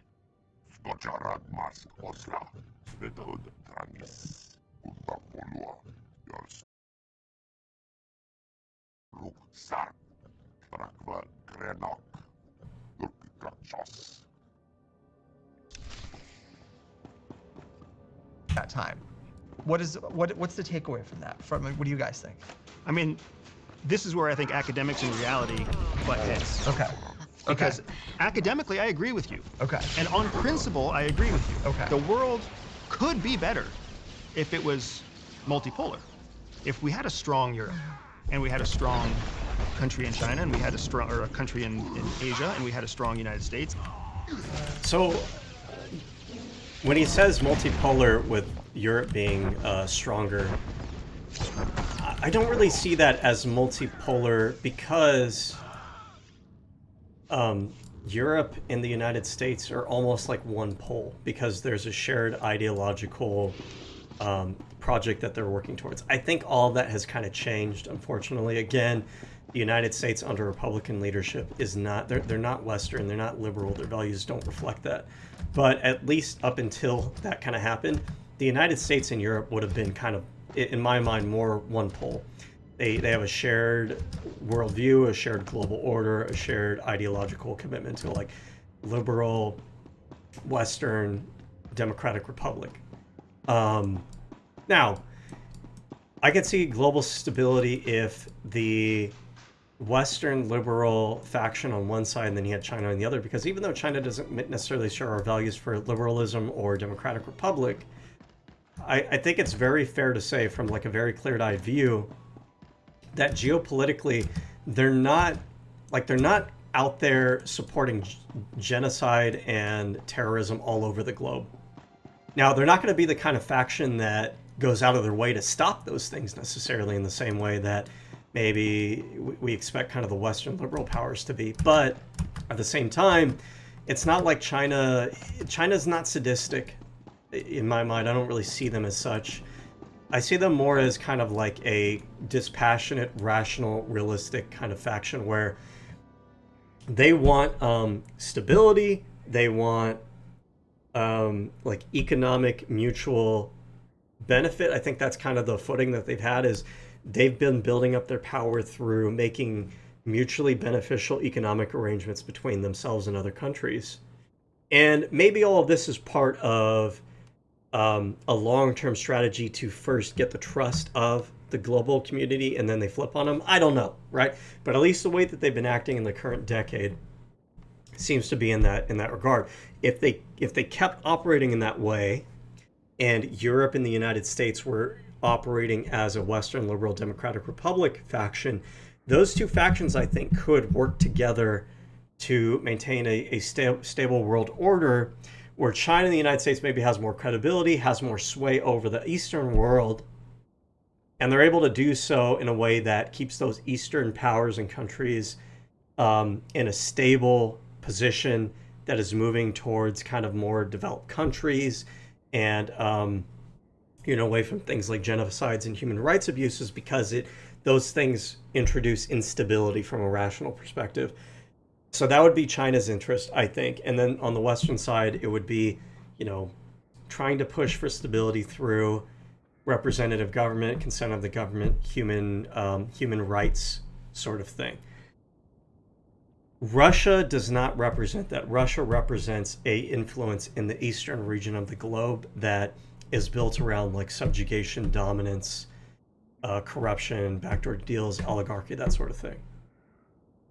And now in the United States, unfortunately, we're moving backwards because the Republican worldview is much more in line with that kind of Russian worldview of might makes right, pushing back on humanism, on human rights, using propaganda, using divisions between different groups of people to play people off of each other, sort of thing. And those kind of things introduce stability or instability into the system. And if we could find a way to cooperate effectively and collaborate without conflict, I mean, academically, all of that sounds wonderful. Oh, I don't pretend that it's going to be friendly or cooperative. I think you can have multipolar where you still have adversaries.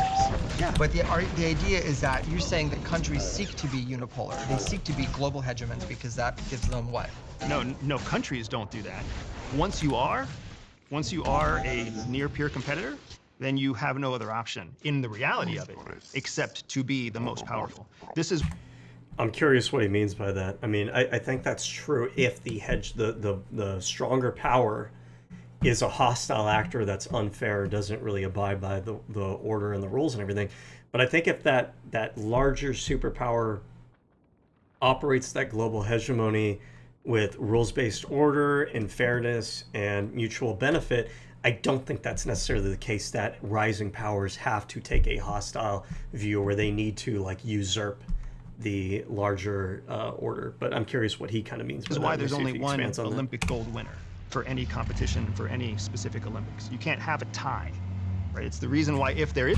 Yes, but there's a difference there. When you're talking about Olympics, the very nature of sports in competition is there has to be a loser and a winner. Geopolitics is not necessarily premised on there having to be like a zero-sum mentality there. It could be mutually beneficial, and a lot of times it is mutually beneficial. Here's a game that ends in a tie, it goes into overtime because you have to have a winner. That's like, it's human nature. I have to know what my threat level is against you. So one of us has to be dominant and one of us has to not be, as it has to be second to our dominance. And we can have dominance in different areas, right? That's why when I'm a guest... I don't think this is true, again, for what I stated before. I think that mentality is kind of the source of a lot of conflict on the world stage. And I think that mentality, people who have that mentality, assume that everybody else does also have that same mentality. And it creates conflict because if they have that mentality, they project out into the world. Other people have to respond to that. And then in their mind, that confirms their bias, right? Because they think, oh, everybody else thinks the same way that we do. Well, other people have to respond to their hostility with hostility. So then they tell themselves, oh, see, I told you so. And it's like, well, no, because you instigated that hostility. That hostility wasn't necessarily there from the get-go. There is a world where the approach that we take is towards mutual benefit and fairness and everything like that. And so we seed that out into the world. Of course, that doesn't happen overnight. But if you seed that out in the world, you create a world that operates much more on that than the opposite. I don't think that he believes it, unfortunately. I mean, he's saying that he doesn't believe it. In your home, I follow your rules. When you're a guest in my home, you follow my rules. There's an element of that that's all just built into our DNA as human beings. But what the United States had... That mentality also ignores the fact that human beings are, by design, I mean, there's no one really designing it, but you get what I mean there. They are a social species. It's not just that we seek competition and hostility against other people. There is very, very much built into our DNA a desire to collaborate, to cooperate. And I feel like conservatives oftentimes very much under-index on that aspect. It has global hegemony. It has all the benefits of the world's wealthiest economy, the strongest currency, the lead on technology. We've diversified our workforce so that we don't have to rely on manufacturing. We literally make money off of ideas. And this too is like a myth, right? And I believed it for a long time too, because it gets spoken about so much without any pushback to it. The United States is the #2 manufacturer in the world behind China. It's not that the United States gave up on manufacturing entirely. That is absolutely not the case. The United States doesn't have the same population size as China. It doesn't have the same geographical share of land that China has, and yet we're still the #2 manufacturer in the world. So this idea that we totally gave up on manufacturing to do other things is just not true, right? We certainly diversified, but we didn't give up on manufacturing by any means. I've got good suppliers in the United States. Whereas a place like China is doomed to try to have human beings who do things with their fingers to make money. So when you have that... But they're not doomed to that. I mean, that's just a temporary spot that you hold as you move up the chain of economic development.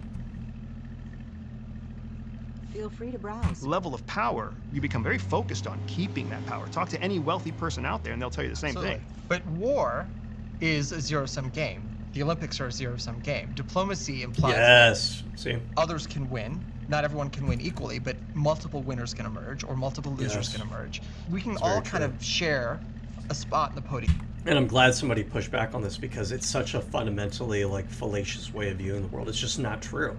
Just literally, just genuinely, empirically, is just not true. Not everything is a zero-sum game. It doesn't matter how you fucking feel about it. That's just genuinely the truth. There are situations where you engage in behaviors that are mutually beneficial, and that's why there's an interest on both sides to engage in those things. Two people can stand in the gold section. You can split it. You can have a team sport, right, where everyone's getting gold on that team if they win. How is that consistent with what? Culture. This is where culture starts to lay in. Yeah. And I would say that the United States is a zero-sum culture. I would say too. Okay.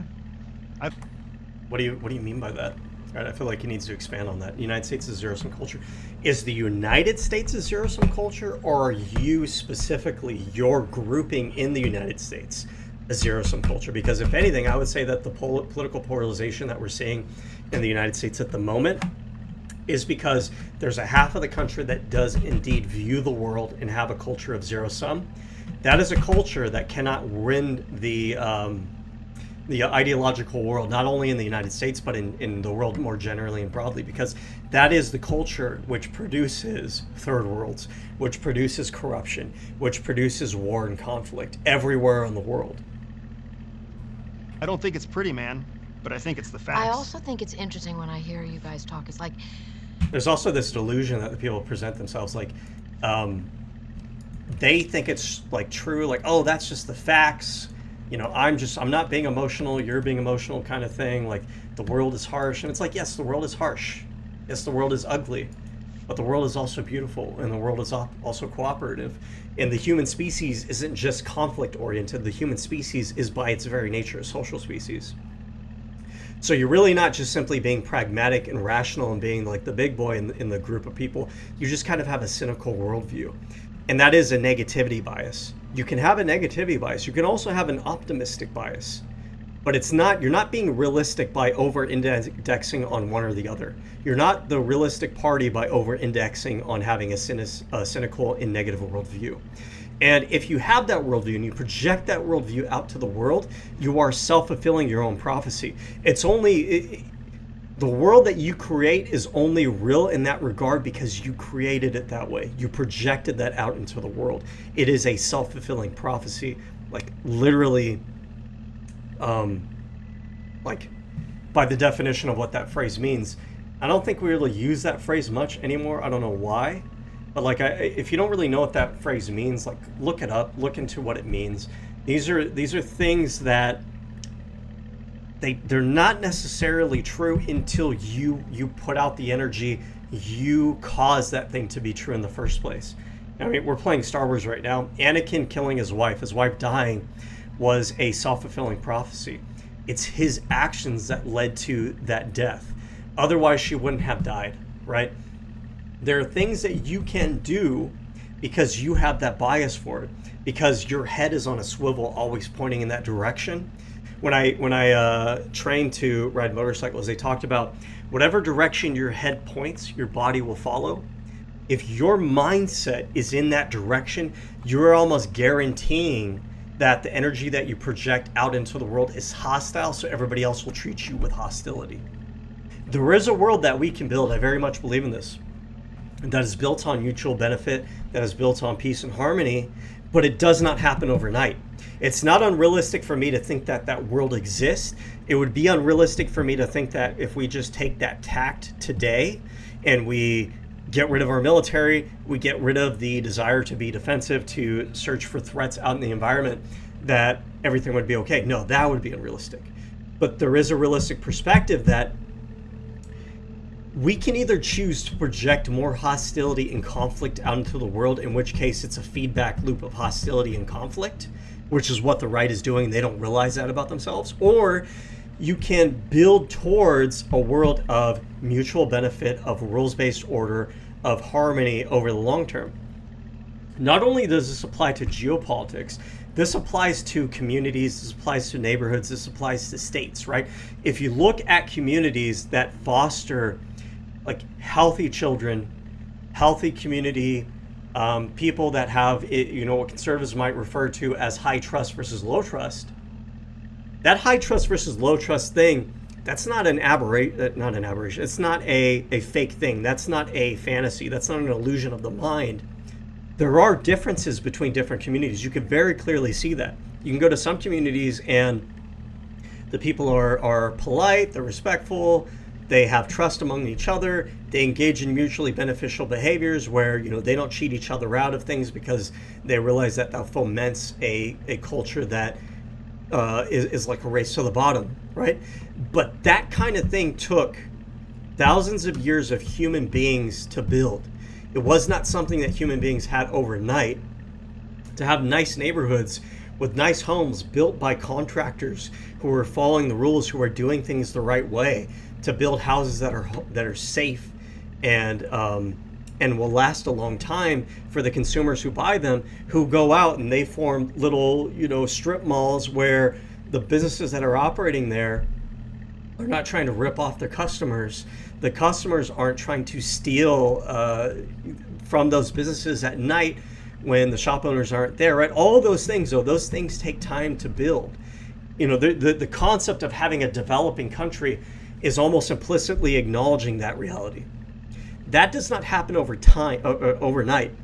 But to build towards that world, you have to push back against this mindset that guy expressed and that the woman is trying to confirm. That mentality is a self-fulfilling prophecy of conflict and competition for subjugation of the other party. In order to build the world that we want, that is more stable, like, why are we even doing all this in the first place if we don't believe that that world is possible? To build towards that world, you have to have a mindset that mutually beneficial arrangements are possible and take that footing out into the world, even when it's hard. Even when you have actors who are hostile and who are negative and who do have this mindset, you have to push back against those actors out in the real world. You have to maybe shut them out of the alliances that you have. You have to form allies of countries that have the same mutually beneficial mindset and interest, and then use that coalition to push back against those other powers and to start trying to put pressure on those powers to change. Oh, your shit is all fucked and you guys are in constant conflict and you feel like you're missing out on the abundance and the benefit and the high quality of life that we have in these developed countries. Well, then you're going to have to play by our rules in order to get into what we have here. But like I was saying before, if you have elements in your own country that have this mindset of projecting hostility and fomenting hostility around the globe because they think everybody else is out to do that and you can't change that, they themselves will corrupt that system that you've built internally. They will corrupt it internally until there is none of that in the real world. You have to form, self-defensive coalitions that believe in a mutually beneficial worldview mindset that builds long-lasting, interconnected, mutual benefit and harmony. You can imagine what it's like in the White House. Imagine the president, he's having some of his advisors tell him exactly this, like, the kind of big, we must dominate. And then you have his military advisors wanting specifics having to do with what their intentions are in their lane.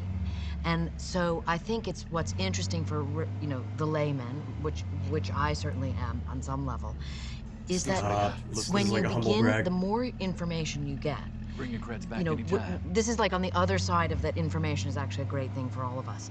You can begin to understand the context. Okay, wow, that's, Andrew said that, and that makes sense. Now, so I think then you start to see as an individual, and the world makes more sense to you. It's less threatening, like, what is going on? Oh my God, World War III is around the corner. But the President of the United States lives... She just said nothing right now, by the way. She said, oh, when you get more information, then, things are less mystifying. Yeah, no shit. But that isn't really responsive to what you're saying. You're saying the other person is wrong. What you just said right now doesn't really cut one way or the other on that point. Lives in his own, silo and has so much incredible power. This just, the longer I report on all of this, the more I am amazed at how powerful the President of the United States is. And if we look at the current president, how much more power is being absorbed there. And the idea of... Well, what does that have to do with that? I don't feel like that really... Maybe I'm stupid, but I don't really feel like that actually spoke to why they believe that the world order and that everybody that is a player on the stage has to view everything as zero-sum. I don't really think that she answered that question. Them being in their own silo. No pun intended, but pun intended. Absolutely. Traditional political focused, policy-driven presidents, they try to find a way to reduce the silo effect. The current president has done the opposite. He's increased the insulation against expertise.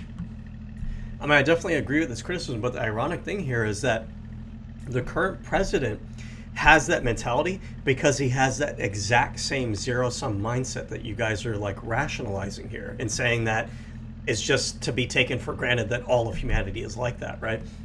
So like, I don't think they could see that it is their very mindset of that kind of thing that not only the president has, but his supporters that gave him the support to get to the position that he has in the first place, that they gave him. And again, this is like tying back to what I was saying about it being a feedback loop. You build a culture that has this mindset, they elect leadership that represents this mindset, and then the leadership that has this mindset projects that mindset out into the world, which then trains other leaders to also have to respond with hostility themselves, and it's an entire race to the bottom as a society, as a global society. Missing in this, by the way, is an acknowledgement that the global hegemony post-World War II that the United States had established, or the Western world had established under liberal, democratic, mutually beneficial arrangements with the UN and NATO, where diplomacy was, we're going to try to find diplomatic solutions of mutual benefit without getting into armed conflict. That era of history was one of the best eras of history in mankind if you do a comparative analysis versus what existed before that. So it's like they're ignoring that reality in order to kind of reconfirm their bias that's not possible, that can't happen, that's unrealistic, and that we all need to just treat the world like it's zero sum.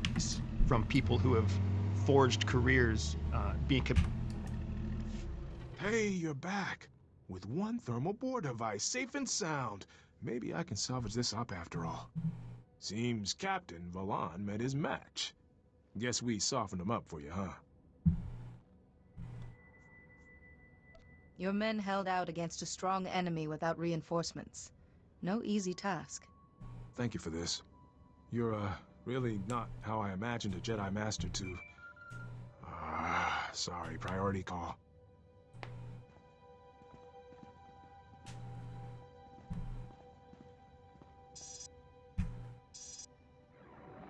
Thought I'd find you skulking there, Jedi. You're gonna pay for that insult. You and the Republic. I defeated you. I saw your corpse. I mean, they told you that. You're pretty smart, don't you? Try your brain on this. We just found the heat exchanger for all the Republic bases. Might have ransomed it back, too. But since you crossed me, it's history. And you all freeze. That son of a...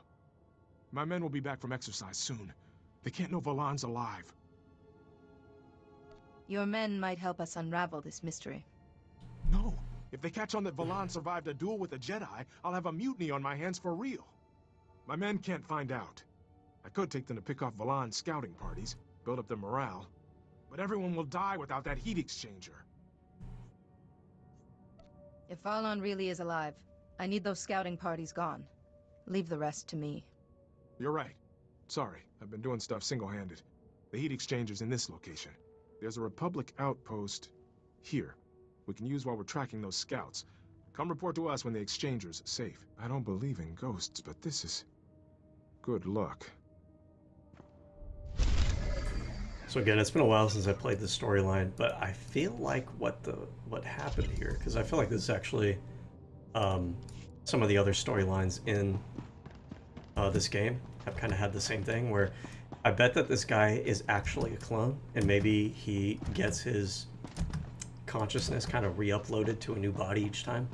I feel like that's probably what's happening here. Because I think there was another storyline, I think it was kind of the same thing. I don't know if it was for the smuggler storyline, or I don't remember, but... becoming experts in their field. Instead, he's surrounded himself with voices that are more interested in, who knows, media intentions, future political benefits, but yes, they're not necessarily coming from an informed expertise. Yeah, they're coming from a zero-sum mentality. Anything maybe that's right. Needs, and some things he doesn't. Good luck out there. You use the word context. Absolutely, I think that's perfect to capture it. It's the context. So, content is what the three of us are discussing here. Context is what the cameras are recording, what editing is done afterwards, and then what gets disseminated beyond there. that is, you know, in a broader scope, that is the algorithm, that is social media, that is basically restricting the context to whatever the owners of that content feel it needs to be. And that, I think, also contributes to this sort of unipolar zero-sum mindset. And because only one algorithm can win. You can't have competing algorithms. We're trying to have competing algorithms with China, and they're winning. 2 years ago, I mean, you can kind of have competing algorithms. You can have different social media sites that cater to different groups, and then thus, or to cater to a different consumer base, different audience. In which case, their algorithms will be designed differently to appeal to that particular group that they're targeting. So, I don't know. Maybe I'm nitpicking what he's trying to say here, because that may not really be the context of what he's trying to get at here. Because he's talking about, it was like he's talking more so about from a larger, like, national perspective, nation versus nation, rather than social media site versus social media site within a specific country. Designed a war game simulation for a group of retired military officials, and we had some prominent we had governors, senators, national security staff role-playing White House Situation Room. And one of the things that was interesting was my job. I designed this game. It was meant to be, what if a second January 6th happened, but this time the insurrection comes from within the military. You have defections from the military, National Guard bases, isolated bases, right? Could the Pentagon be prepared for something like that? What would that look like? And the White House was staffed with this incredible social media team that was meant to sort of signal to the American people and to the president and to everyone else what's happening. And I had 4 people playing the Red Cell. The Red Cell consisted of basically trolls, provocateurs, who aren't necessarily committed to overthrowing, but just wanted to, to borrow. Interesting. They just wanted sort of the action. It's like borrowing what Heath Ledger said as the Joker. Some people just want to watch the world burn, right? Or he didn't say that, but it was from Batman, right? Yeah. And the havoc that 2 or 3 people in a bar were able to simulate or to create versus an entire White House apparatus staffed with experienced people. These are people who were on actual White House comms teams, who had the training. We had military folks who had worked in defense intelligence, and you had 2 or 3 trolls in their 20s, some were veterans, who were able to absolutely cause havoc. And so that is because the algorithm, and I designed the algorithm to amplify their stuff, and the White House could not keep up. That's fascinating. And that's terrifying. That is terrifying. That is where I think the warfare and the idea of World War III and conflict, that is how you get to zero-sum. That is how you get to who emerges with the gold medal, I think. So to back to your point, the context, who controls that silo, who controls the mic, who controls the aperture, is going to matter more. One of the things Donald Trump has shown us is how much of an economy of attention we really are in. And just like having the most money makes you wealthy in a fiscal economy, having the most attention makes you very wealthy in an attention economy. And here's a man who, even when he wasn't president, was in the headlines every day. So I think that the unpredictability of what he's going to do moving forward doesn't bring us closer to peace. It doesn't bring us closer to proper communications. You mentioned, are we one miscommunication away? If we are, then we are in a very dire place, because there is a lot of miscommunication happening. Well, I've read the stories through history of miscommunications nearly resulting in nuclear war or some missile being launched. I mean, Annie, you've studied quite a few of those moments through history. I was listening to one the other day. I think it was a story of a Russian nuclear commander who saw something on the radar, and he thought the US was striking. And for whatever reason, he decided to assume that it wasn't, and reported back to his sort of overlords that it wasn't a nuclear strike, and didn't press the button. But everything on his radar told him that the US had launched multiple missiles. Are you familiar with that particular story? Yeah. What is that He's story? called the man who saved the world. It was 1983, and he was in a bunker in Russia. Their sort of equivalent of, we have a similar, a radar, a system that's looking at tracking satellite activity. And it was perceived that America had launched missiles from the Midwest, ICBMs. And you're absolutely right. I mean, you told the story perfectly. He decided not to raise the threat up the chain of command, which would have put the entire Soviet nuclear command and control on, massive alert. He just didn't do it. And it was interesting because he, was sort of really berated later by Russian command and control. We're not following the. He got the moniker, the man who saved the world. There's a documentary about him. Following the definitely procedure. Worth watching. And your point is what Secretary General of the United Nations Antonio Guterres said recently, which is we are one misunderstanding, one miscalculation away from nuclear annihilation. Or even one AI-generated viral video that goes, you know, that the wrong person gets the wrong idea from. Imagine the Cuban Missile Crisis, how close we came.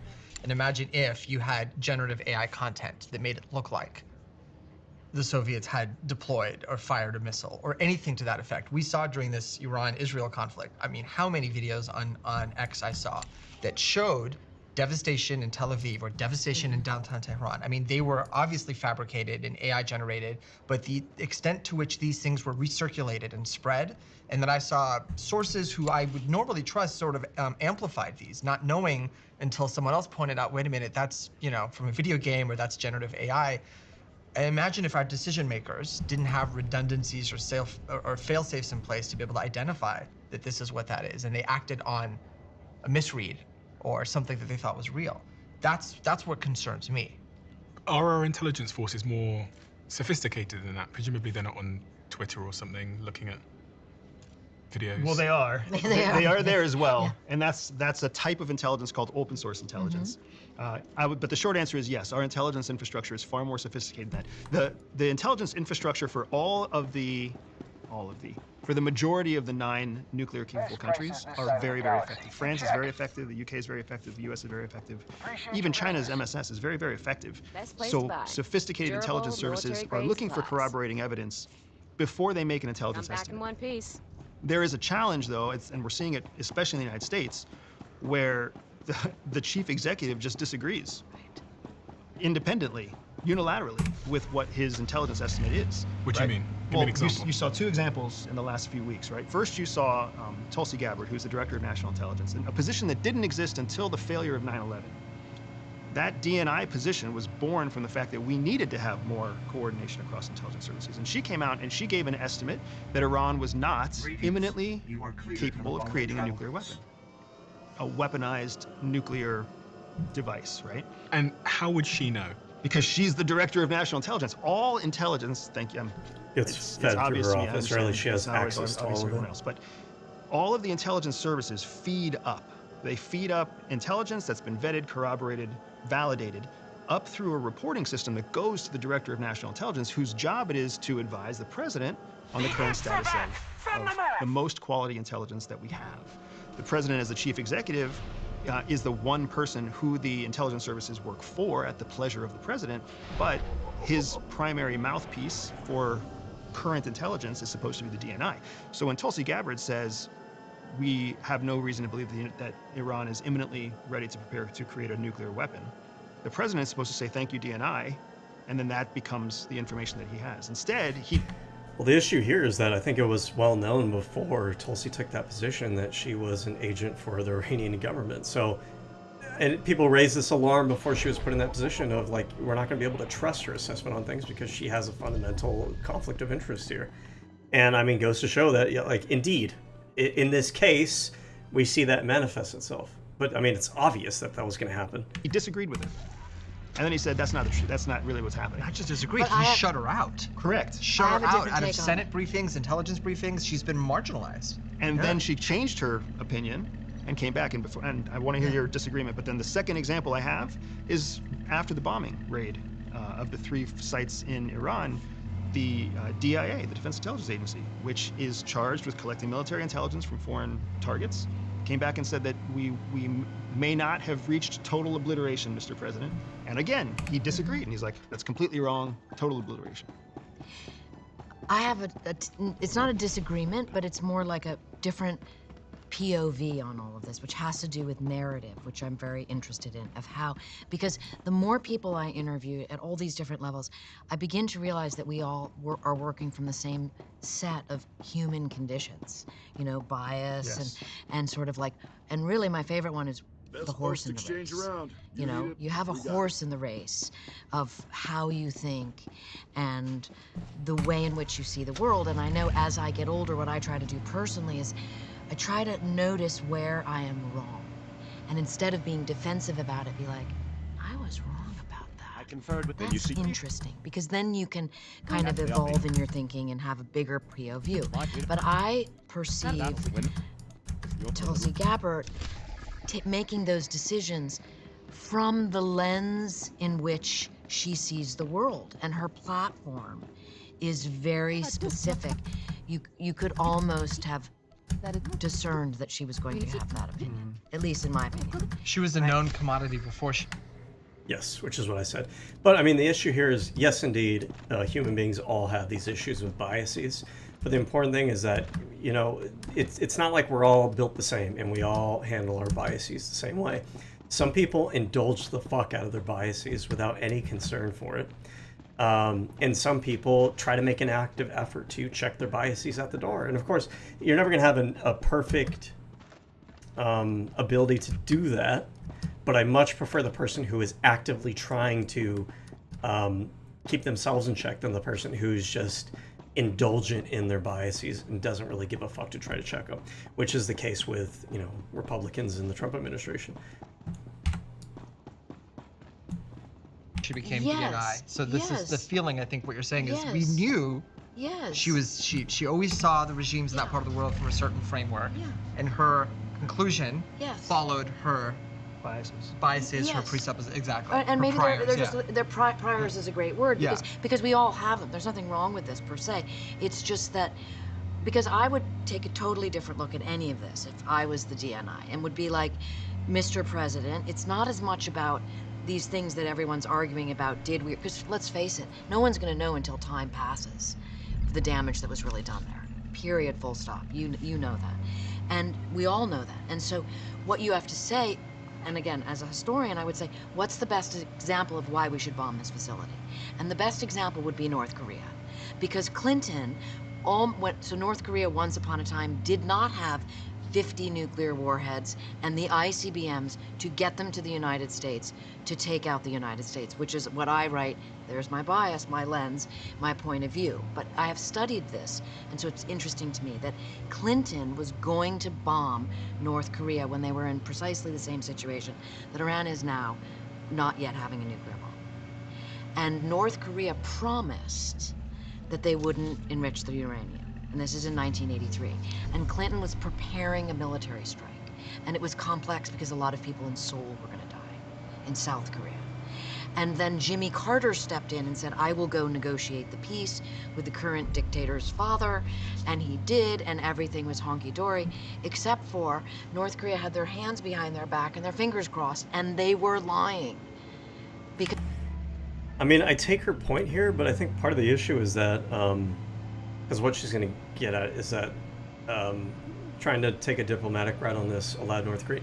North Korea still has not bombed us with a nuclear weapon, and they probably have no incentive to be honest with you. The nuclear, their access to nuclear weapons only gives them some sort of negotiating position on the world stage, and some sort of assurance that they're not going to be invaded. But they're not likely to actually attack us with a nuclear bomb. Now, if we want to say just in general, we don't even want them to have one, yes, the diplomacy route rather than bombing them allowed them to operate behind the scenes and kind of lie and still kind of conduct their nuclear operations. But even if we did bomb, let's say Clinton did bomb their nuclear facilities, what would that do?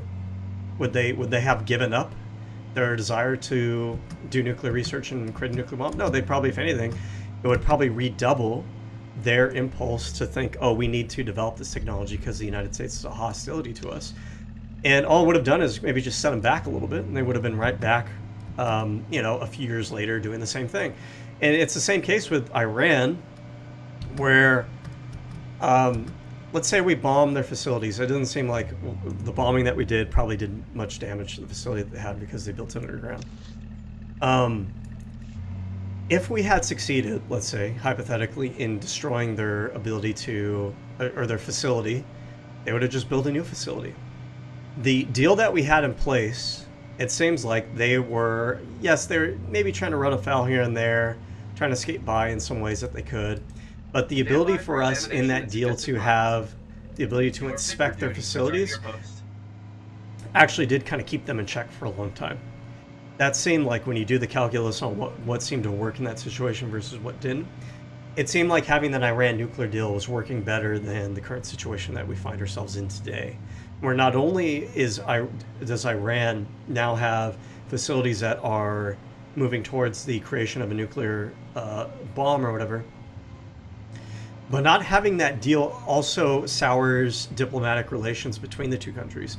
Ideally, what we want to do is we want to normalize diplomatic relations so that even if we don't share the same worldview, even if we kind of view them as a bit of a hostile actor, even if we think that, you know, they're kind of up to their scheming and everything, we have a position where there's a mutually beneficial arrangement that keeps them from running too afoul of and engaging with us in a mutually beneficial manner.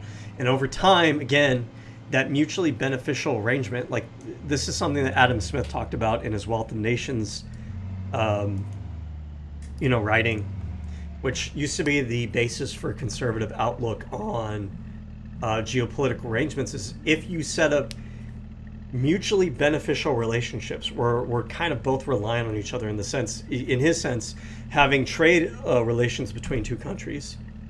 Those trade relationships create an incentive for the other country to not want to engage in hostile relations between themselves and your country, because they want to maintain those mutually beneficial trade relationships.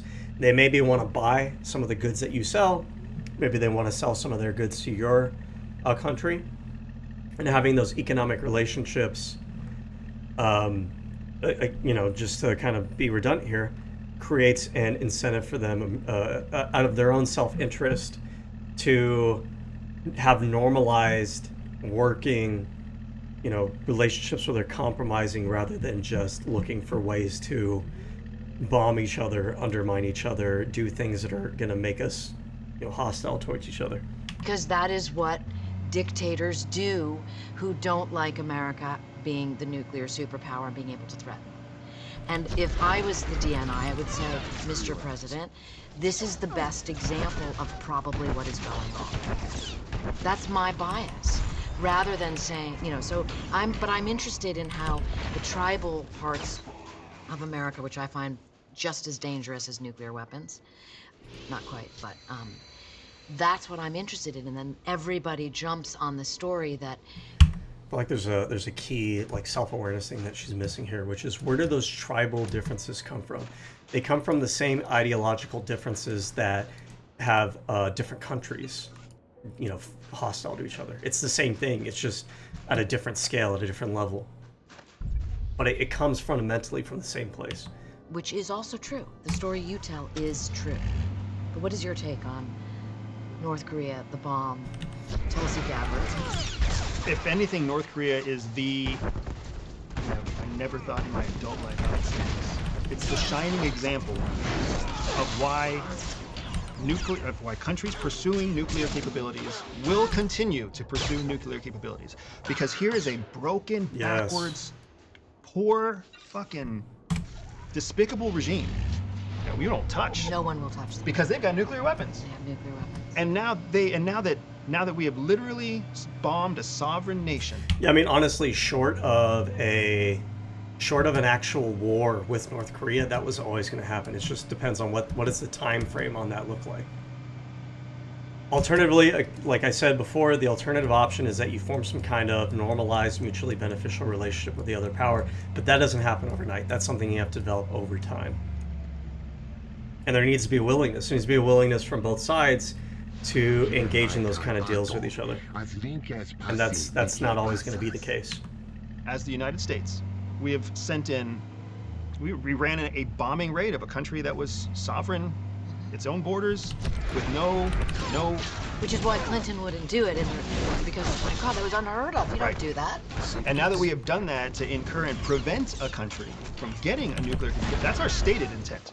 Now, our stated intent may be celebrated in most parts of this map, but to the Iranian people and to the people who are trying to climb up the social ladder through technology, the message they got is our borders are not going to be respected unless we have something like a weapon, a nuclear weapon that will keep people away. So now they have even more incentive to develop. And this kind of gets back to what I was saying about the attitude of zero sum and hostility reinforces itself. It is a feedback loop. Both of these things are feedback loops on both ends, or in either direction, depending on or sorry to cut which mentality you're trying to they might foster. say, look at what a 30-year policy pursuit of funding a nuclear program brought upon us. It brought upon us death and ruin. North Korea is a shining example of a failed state. The only reason that it hasn't basically toppled is because of the oppressive nature of the regime against its own people and against the outside world. Who wants to be near North Korea? Iran does not want to be North Korea. It is a pariah state of all pariah states, isolated beyond belief, and a miserable place by all senses to want to live and exist unless you're part of the ruling hierarchy. So I would argue the Iranian people will look at this, the people, mind you, not... People are very different than People are different from the regime. The regime is about just wants to self-survival. survive. So they're going to emulate North Korea. Except that... 100%. Except that all they're going to do is sow the seeds to their own downfall internally. Because, yes, nuclear weapons will shield you from the outside world. They will not protect you from within. Yes. Iranians are not North Koreans. That is where... they have demonstrated a willingness to die for rebellion. I'm not saying this generation's ready to do that, but, the only reason I'm in this country sitting here is because there was thousands of people that were willing to do that. They will do that again, presumably. So, great. Build your walls, isolate yourself from the world, protect yourself from the U.S., but you're not going to protect yourself from civil conflict and civil strife and tribalism. That will persist and it will amplify. Because, oppression, I think this is one of the great lines from the Andor show first season, right? Oppression requires constant effort. And that constant effort is bound to break at some point. It is a lot of work to keep your domestic population repressed. That is not sustainable in the long run. History has shown that. You can keep others out, but you can't, Except for North Korea. North Korea is the only... That is such a... It's such a like a naive, immature thing that she said there. I've been kind of ragging on her, to be honest with you. I'm trying not to go too super hard, but when she says that's North Korea, that is a recency bias. That is you not looking at the long span of human history. North Korea has only been on this planet, or the current regime of North Korea has only been on this planet for a blip in the entire history of human society. But he's right. Every society that has too much oppression over time, you're sowing seeds of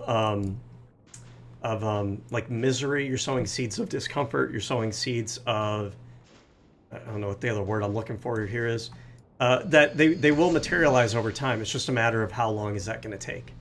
You're kind of seeing the same thing with Iran, right? Iran has had multiple attempts at exception, and the reason is rebellion over time, because the people that live there, it's kind of miserable for them to be in such a system. That can only happen for so long, and it sounds like every time that you have rebellions like this in Iran, they grow bigger and bigger each time, and it's going to keep growing bigger and bigger each time.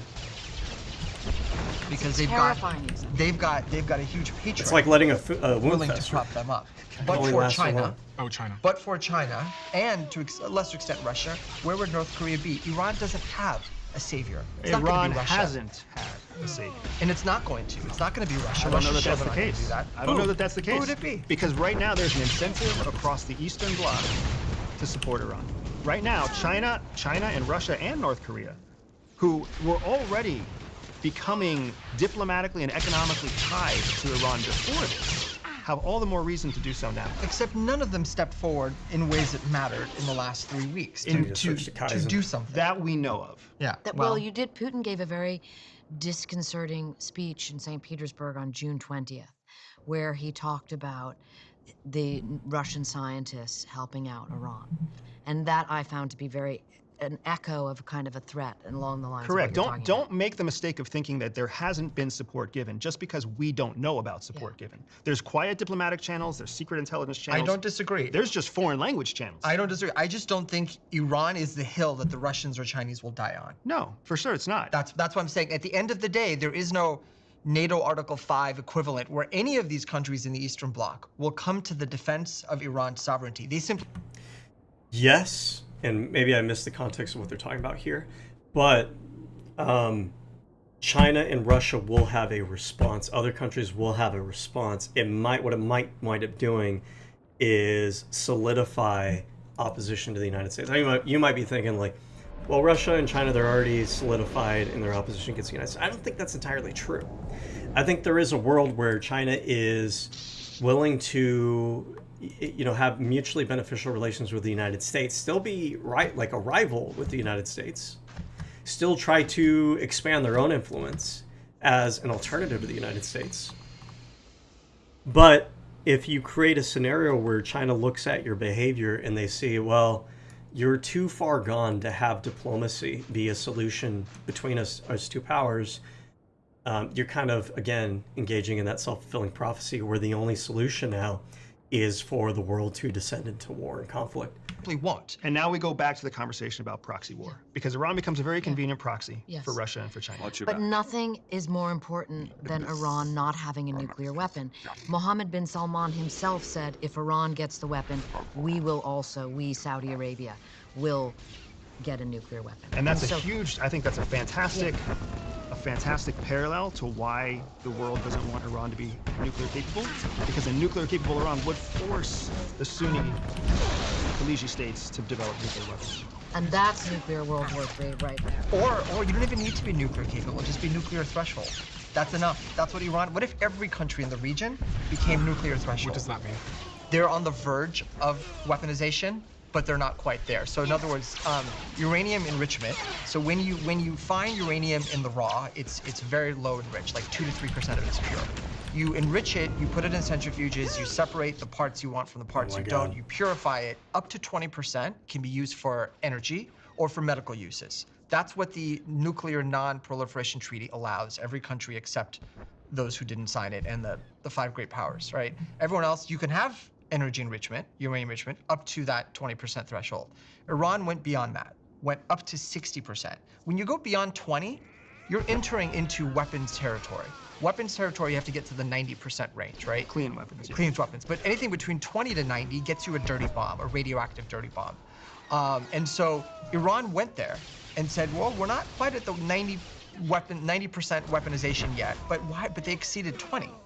Every other country could arguably do the same thing. They could say, we're not going to build a bomb, but we're going to come very close, where if we feel that we need to do it in a matter of weeks, days, months.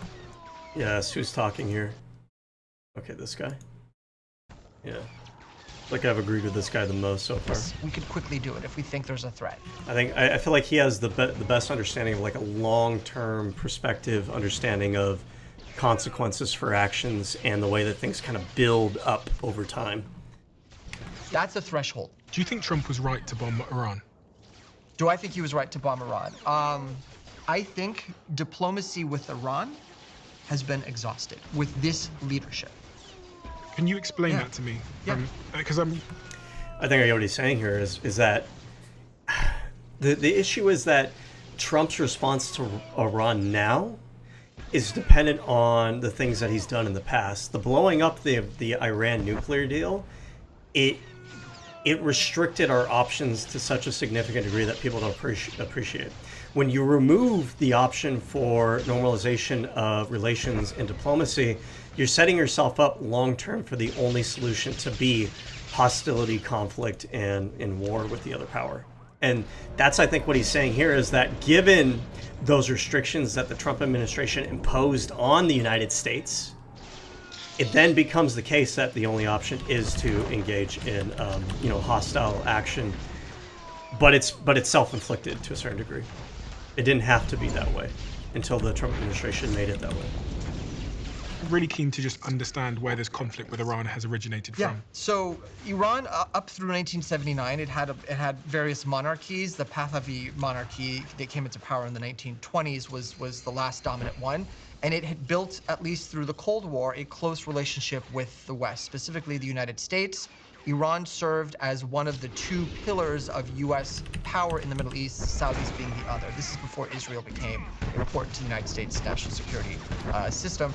And so Iran and the Saudis represented really a projection of U.S. power in the Middle East. With the revolution of '79, that went away. We supported the Shah and absolutely. And you tell about it. Yeah, absolutely, right. So the United States and the Shah, the king of Iran, were extremely close. I mean, this is a good story. This is a story about... What the heck? Is he attacking me? Oh. I don't know what the hell's going on there. This story is going to be a great example of how those short-term, zero-sum perspectives on how to handle the world wind up coming back to bite you in the ass in a long-term sense. I mean, this peaked under Richard Nixon. So, like, the current regime that's in place right now, the United States actually has a role in getting them there in the first place. And that might sound wild to people who aren't familiar with this topic, right? But it kind of goes to show how fucking, like, when you don't think about the long-term ramifications of what you're doing, we wind up in such a weird situation like this where we are in a existential battle, essentially, with a regime that we had a role in putting there in the first place, which is kind of crazy to think and about. Kissinger's time. And as a result, the Shah became very, very wealthy, looked to rapidly modernize the country. But what he didn't do, Iran experienced tremendous economic growth, but not political growth to match it. So what happens when a country becomes wealthy and becomes more modernized, becomes more European, which is what the Shah was trying to do, the people wanted other things that Europe had. They wanted free elections, they wanted free press, they wanted freedom of assembly, right? They wanted democracy to go with their dishwashers. The thing is the Shah said, I will give you all of the trappings of modernity, high rises, air conditioning, indoor plumbing, dishwashers, electric appliances, but this democracy that you want, that's pushing it too far. So you had this rapid economic growth, this uneven political growth, and there the seeds of revolution were planted. The people were unhappy, and they said, wait a minute, why can't we have the other things to go with this growth? So the revolution happened. There's a bunch of different forces coming to play, not just the Islamists, but the Islamists were the ones that dominated at the end, and they cleared everyone out. They killed them, basically, marginalized them. And they have three pillars they stand on. I think maybe the important thing to look at there, that if you're thinking like in the past, how how could they have predicted this would wind up this way? The Shah, I'm assuming that they were Sunni? Is it Sunni or Shia? I get these mixed up. I'm probably spelling this shit wrong too. Shah. There we go.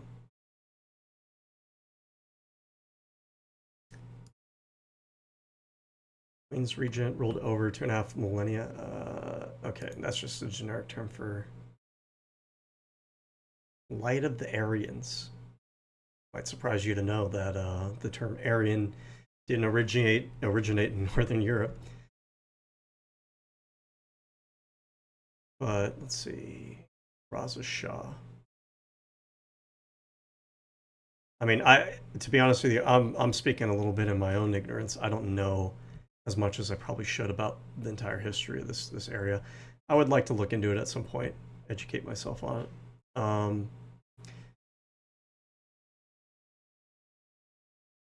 So we want to know which is the faction that Reagan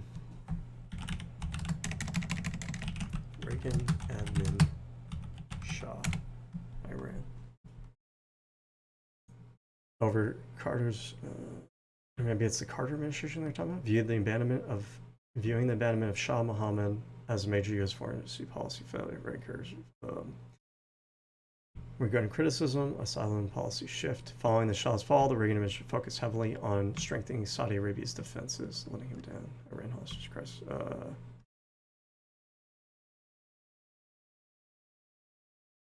Let me go back. Like, if you want to margin, what should happen? Why can't we growth? And they're the elections they wanted.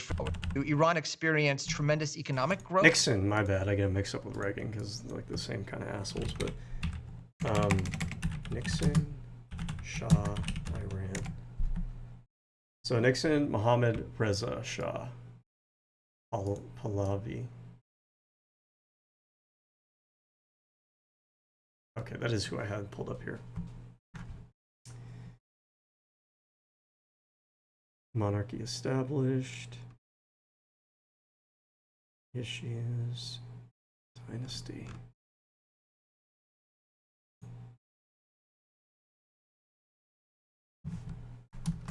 Shia or Sunni? Was the Twelver Shia Muslim? Shia. But this says that he's the last one, so somebody else took over, right?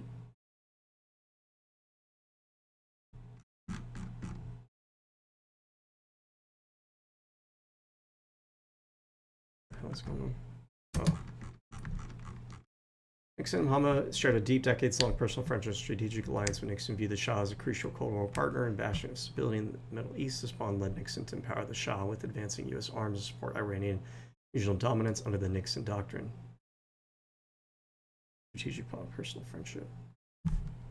Shia versus Sunni. What are the primary... Let's read. Let's learn some shit. Primary difference is that Sunnis believe that Abu Bakr was the rightful successor to the Prophet Muhammad, and the Shia, which one is the more fundamentalist though? But over time started to become a theological one too. But compared to other religious schisms, the schisms between are relatively small. We have an exact same Quran, same prayers, same overall beliefs. And Shia have some different hadith sources though. Hold on. Or who follow. Okay, I understand this part. I have heard this in the past. Members of the Prophet's family, the one thing is disagrees come on. Other differences how the caliphate should be run. Sunnis believe that caliph should be elected, while Shias believe in Ahlul Bayt have the divine right to rule. It seems like the Shias may be the more fundamentalist ones. The way Shias make religious are different too. Sunnis have make rulings by comparing teachings in hadith to the Quran and apply it in a similar situation called qiyas. Shias use logic reasoning called al-aqwa combined with the Quran and hadith to make a ruling. Sunnis tend to fold their arms while praying. Okay. Sunnis versus Shia fundamentalism. Sunnis and fundamentalism diverge primarily on the legitimacy of leadership. The Sunnis emphasize adhering to established tradition, while the Shias focus on the divine authority of direct descendant of Prophet Muhammad. Sunnis generally focus on scriptural interpretation and Allah's power, while Shias often emphasize martyrdom, sacrifice, and strict hierarchical religious structure. It's hard to apply our Western differences in ideology here, I can see, because things aren't going to map on one-to-one in the same way. But it's I'm kind of getting the impression that the Sunnis, or the Shias are the ones who are a little bit more like obviously hierarchical, adherence to pious ancestors and literal interpretation. But then again, the Sunnis talk about literal interpretation, which means they would be more religiously fundamentalist, right? Although they seem to be more democratic. So there's almost like two competing forces here. I would imagine that the democratic mindset here will over time tend towards more, or tend itself away from fundamentalism towards things that are kind of better for the common good. But their commitment to literal interpretation of the Quran would pull in the opposite direction of keeping things from progressing. So the Sunnis tend to be more traditional, often focusing on purification of the faith from perceived innovations. So okay. The Shia are deeply rooted in a belief that leadership must stay within the Prophet's bloodline.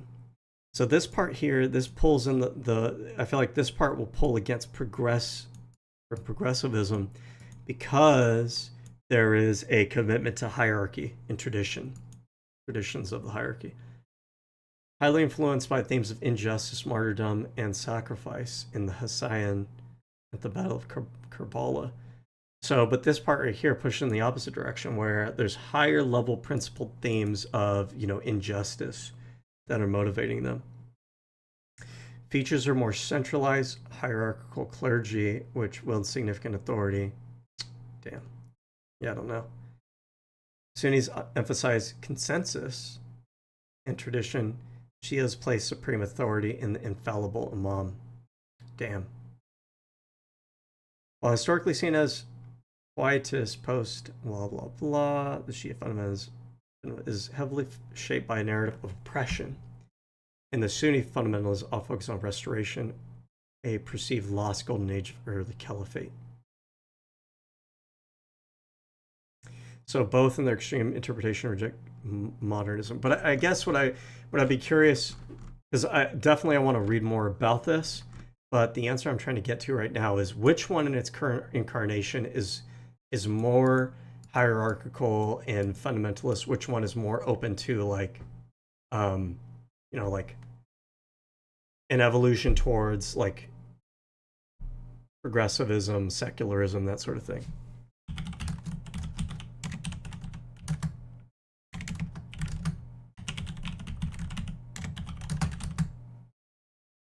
Progressivism and secularism.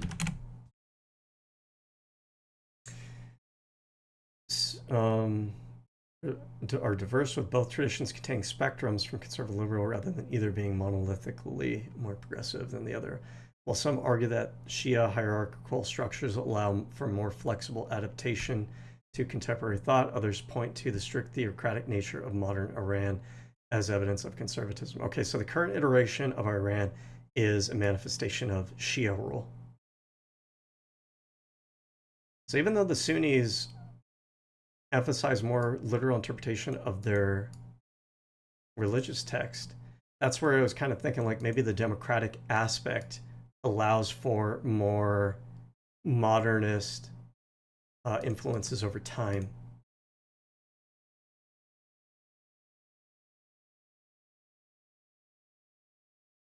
Sunni Islam generally lacks the centralized living hierarchy of Shia Islam, which can lead to a wider, more fragmented range of interpretations.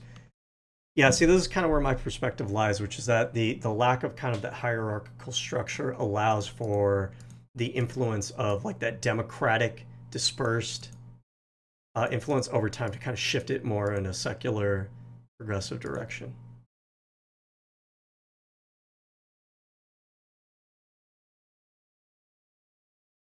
So in the Shah was Shia, he was Shia, so he's more of that, theocratic hierarchy leaning.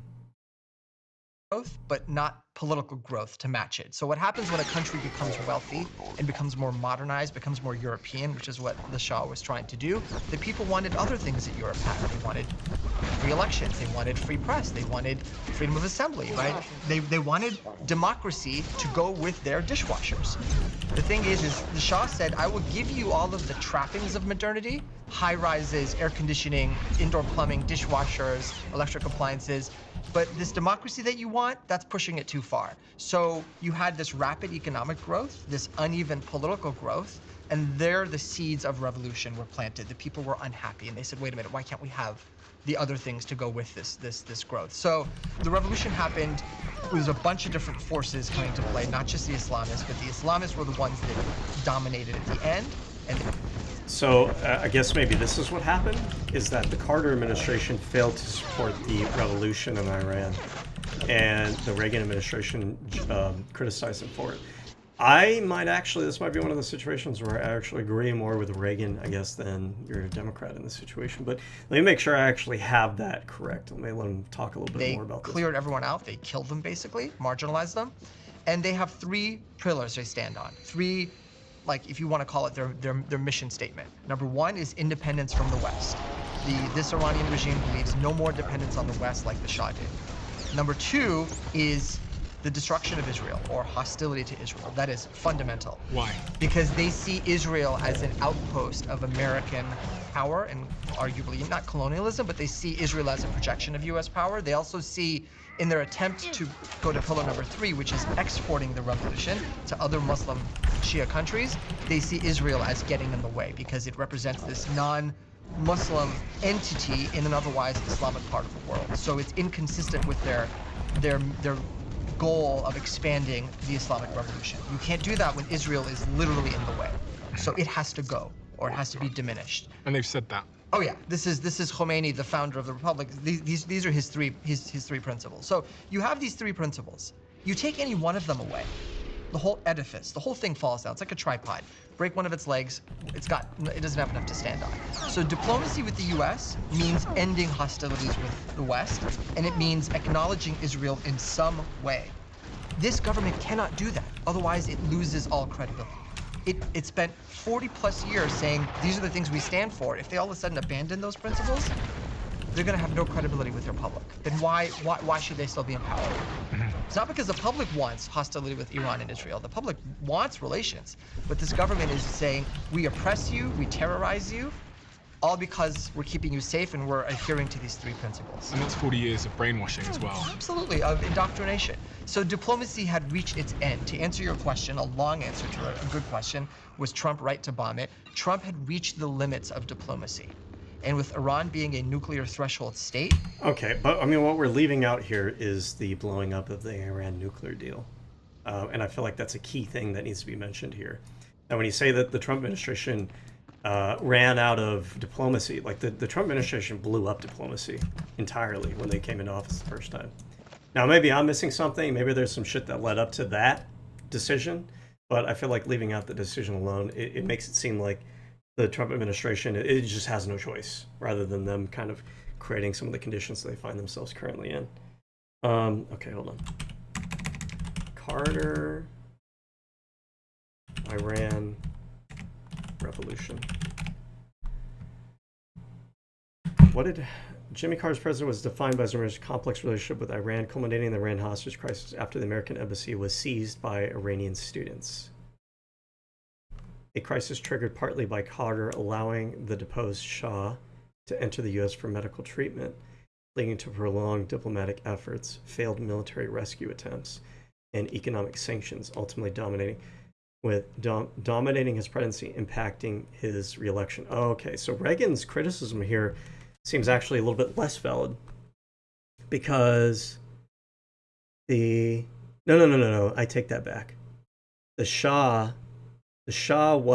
did have a deal with the West, but the Shah was keeping his country from having more Western-style government.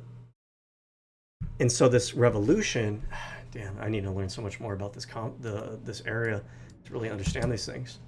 This revolution sounds like the revolution was failed. I think that's what he mentioned, right? That they cracked down on the revolution. So this would have been a failure of the Jimmy Carter regime, but Jimmy Carter was probably trying to uphold the established geopolitical alignments that the United States had with the Shah. That impulse to kind of double down on the investment that we had already made, rather than supporting the revolution that had come about. Now, the complex calculus there is, do you support a revolution which you're not even sure is going to pan out in the future, because the revolution itself is unstable? Or do you go back to supporting the regime that maybe they didn't treat the citizens the way that you wanted them to and everything, but they were supportive of you on a geopolitical stage? That's the question. My impulse would have been to support the democratic elements in the country and see the Shah as kind of a lost cause. Like, we try to invest in this regime, but they were oppositional to actually spreading Western values in their own country, and they were deposed as a result. Here, let's support these protesters, but there's probably a lot more to this conflict that I don't really know about. So I think at this moment in time, I think I share Reagan's criticism of Carter here until I learn more. A top-down modernizing land reform program that alienated many sectors of society, especially the clergy. Khomeini emerged as a vocal critic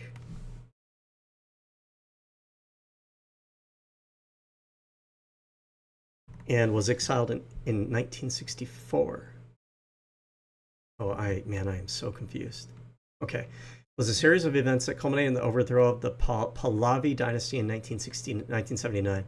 The revolution led to the replacement of the imperial state of Iran by the Imperial Republic of Iran, as the monarchical government of Shah Reza Pahlavi was superseded by Khomeini, an Islamic clergy who had headed one of the rebellion factions. The ousting of Pahlavi, the last Shah of Iran, formally marked the end of Iran's historical monarchy. In 1953, the CIA and MI6 backed 1956 Iranian coup d'etat, overthrow Iran's Prime Minister Mosaddegh, I don't know, who had, goddamn, there's probably way more in here than I need to read into that I just don't know. Okay, in 1960, the Shah had launched the White Revolution, a top-down, modernized, and land reform program that alienated many sectors of society, especially the clergy. Khomeini emerged as a vocal critic and was exiled in 1964.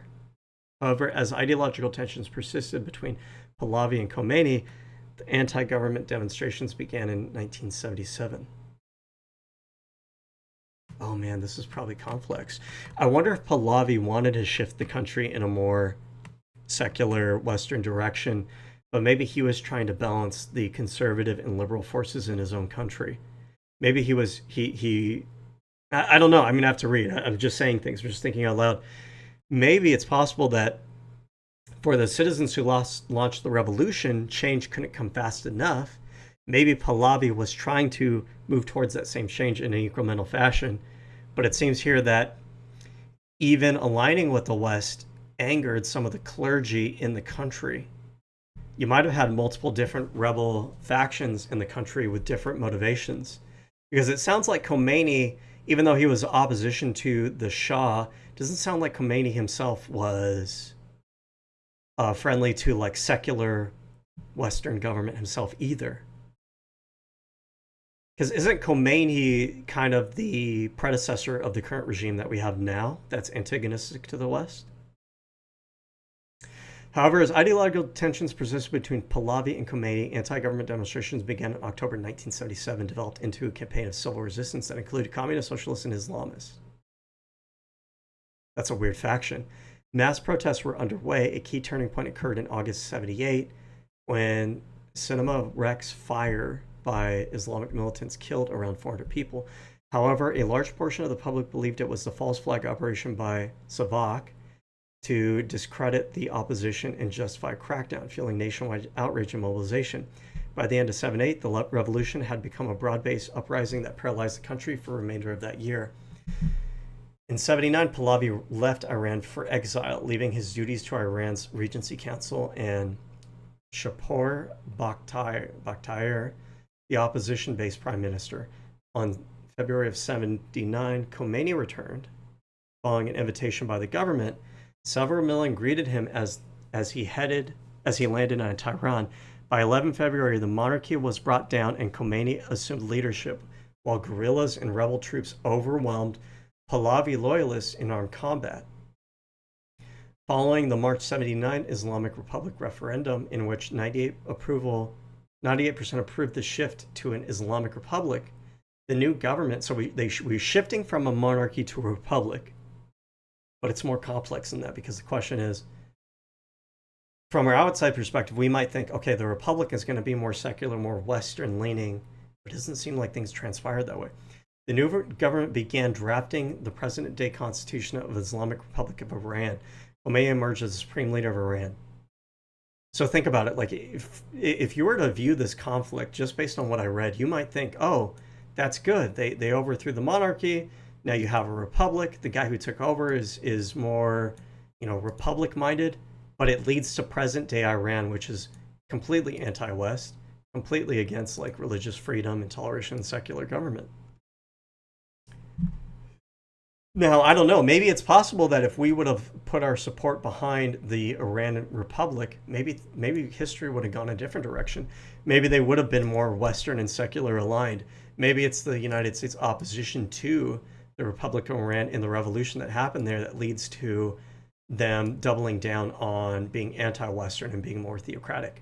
I'm just thinking out loud. I don't know if that's the case. That's not an actual accusation. I'm not sure. I'm thinking out loud. The revolution was fueled by widespread perceptions of the Shah regime as corrupt, repressive, and overly reliant on foreign powers, particularly the United States and the United Kingdom. Many Iranians felt that the Shah government was not acting in the best interests of the Iranian people and that it was too closely aligned with Western interests, especially at the expense of Iranian sovereignty and cultural identity. However, others perceived the success of the revolution as being unusual since it lacked many customary causes of revolutionary sentiment: defeat in war, financial crisis, peasant rebellion, or disgruntled military. It occurred in a country experiencing relative prosperity, So I wonder if what the guy that we're listening to right now who's describing it, it almost sounds like the revolution wasn't caused by people who wanted to move in a more Western direction of government, but it seems like it is actually caused by a reaction to the Shah's alignment with Western powers and wanting to shift back to more traditional theocratic sentiments. Since the lack of anything, it occurred in a country experienced relative prosperity, produced profound change at great speed, and resulted in massive exile that characterizes a large portion of Iranian diaspora, and replaced a pro-Western secular and authoritarian monarchy with an anti-Western Islamic republic based on the concept of, I'm not even going to try, straddling between authoritarianism and totalitarianism. So it seems like they're only a republic on paper. In reality, they traded one form of monarchy and authoritarianism for another form of monarchy and authoritarianism, which is now more religiously fundamentalist. In addition to declaring the destruction of Israel as a core objective, the post-revolutionary Iran aimed to undermine the influence of Sunni leaders in the region by supporting Sunni and Shiite political ascendancy and exporting Khomeini doctrines abroad in the aftermath of the revolution. Damn. Okay. There's a lot I need to kind of learn and read about in this conflict to really understand it. I'm not going to be able to do that right now. And with Israel, after the 2023 Hamas attacks, realizing it could no longer tolerate this degree of a threshold Iran, the time to act, the pressure was there. So I think the opportunity, because of the way it had weakened the defense systems, the proxies. They're true proxies, Hezbollah and Hamas. Right. So I think there was a window of opportunity, and Iran simply was not going to abandon its nuclear program on its own. Diplomacy was not going to get us there. They don't want to. It gives them too much leverage. And it's never going to abandon its nuclear program. Yeah. I've learned to not say never anymore But with a regime change, I think that's a different story. But in the existing regime, the regime will keep itself in power. That's my point about that's the analogy to North Korea. We all kind of agree on is that, their perception is if we have a nuclear weapon, then the West really can't mess with us. And you mentioned something else I like. You said that, I think when you were saying if in the role of the DNI or the president, you get information, you were wrong, okay, you have to reassess. Our leaders, and this goes back to sort of the topic of this book I'm working on, our male leaders especially suffer from cognitive dissonance, right? Cognitive dissonance is when you have a set of beliefs and you get information that is inconsistent with your beliefs. That makes all humans incredibly uncomfortable, all right? What do you do with that? Well, there's multiple ways that we psychologically try to neutralize that. One of them is you change your view. You say, you know what, I was wrong. This is the correct way to see things. Most people won't do that. That's embarrassing. Most men won't do that.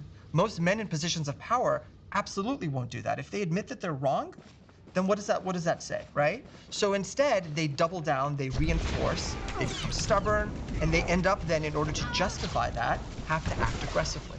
So we suffer from basically men.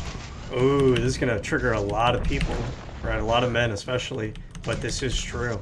The male kind of like testosterone-fueled ego, not that women don't behave this way too, they absolutely do. But I think this is definitely true for kind of like a certain mindset of man who is trying to project like this aggressive masculine persona out into the world. They cannot admit that they're wrong, and they can't like readjust their priors and whatnot. It's like their entire identity basically, and this applies very heavily to like Donald Trump and like the right-wing ecosystem of influencers and media, is that it's very high on this like testosterone egotistical view of themselves, that they're not able to admit when they're wrong, they're not able to consider things that are a little bit more like empathetically minded, they're not able to so it's the see I'm right problem. Exactly. Right. I told you so. Exactly. Exactly. So you have to reinforce your false belief, because if you don't, it means you were wrong.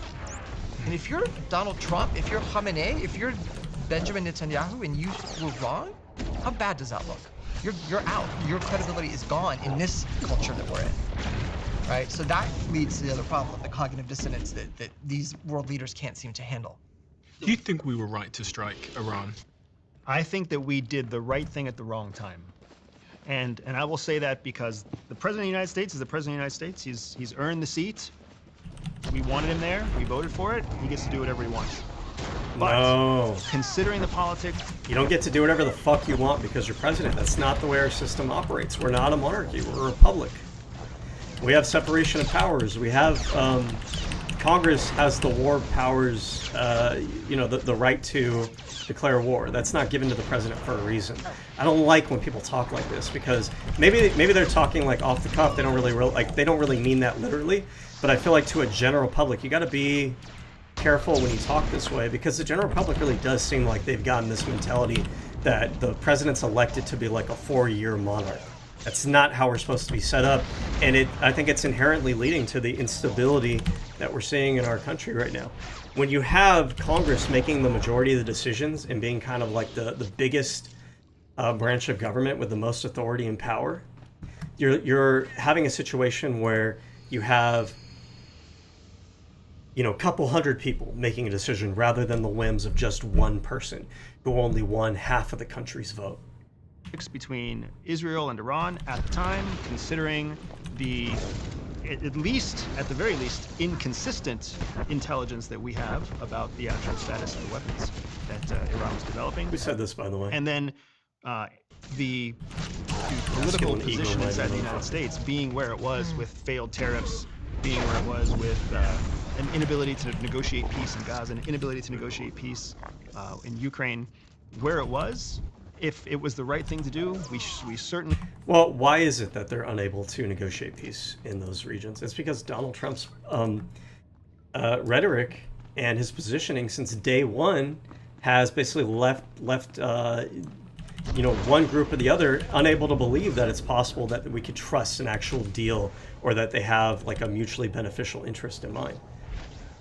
And people will talk like, oh, it's just rhetoric. No, it's not just rhetoric. This winds up becoming the basis for how people interpret the way that you behave and your actions and stuff like that. This shit matters.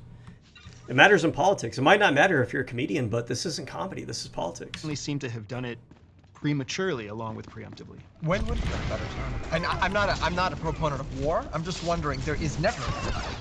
When would have been a better time? I mean, if you want to speak like a parent, then you're right. There's never a good time, right? But first of all, I think a limited bombing run, that's not how you eradicate. That's not how you totally obliterate a country's nuclear capability.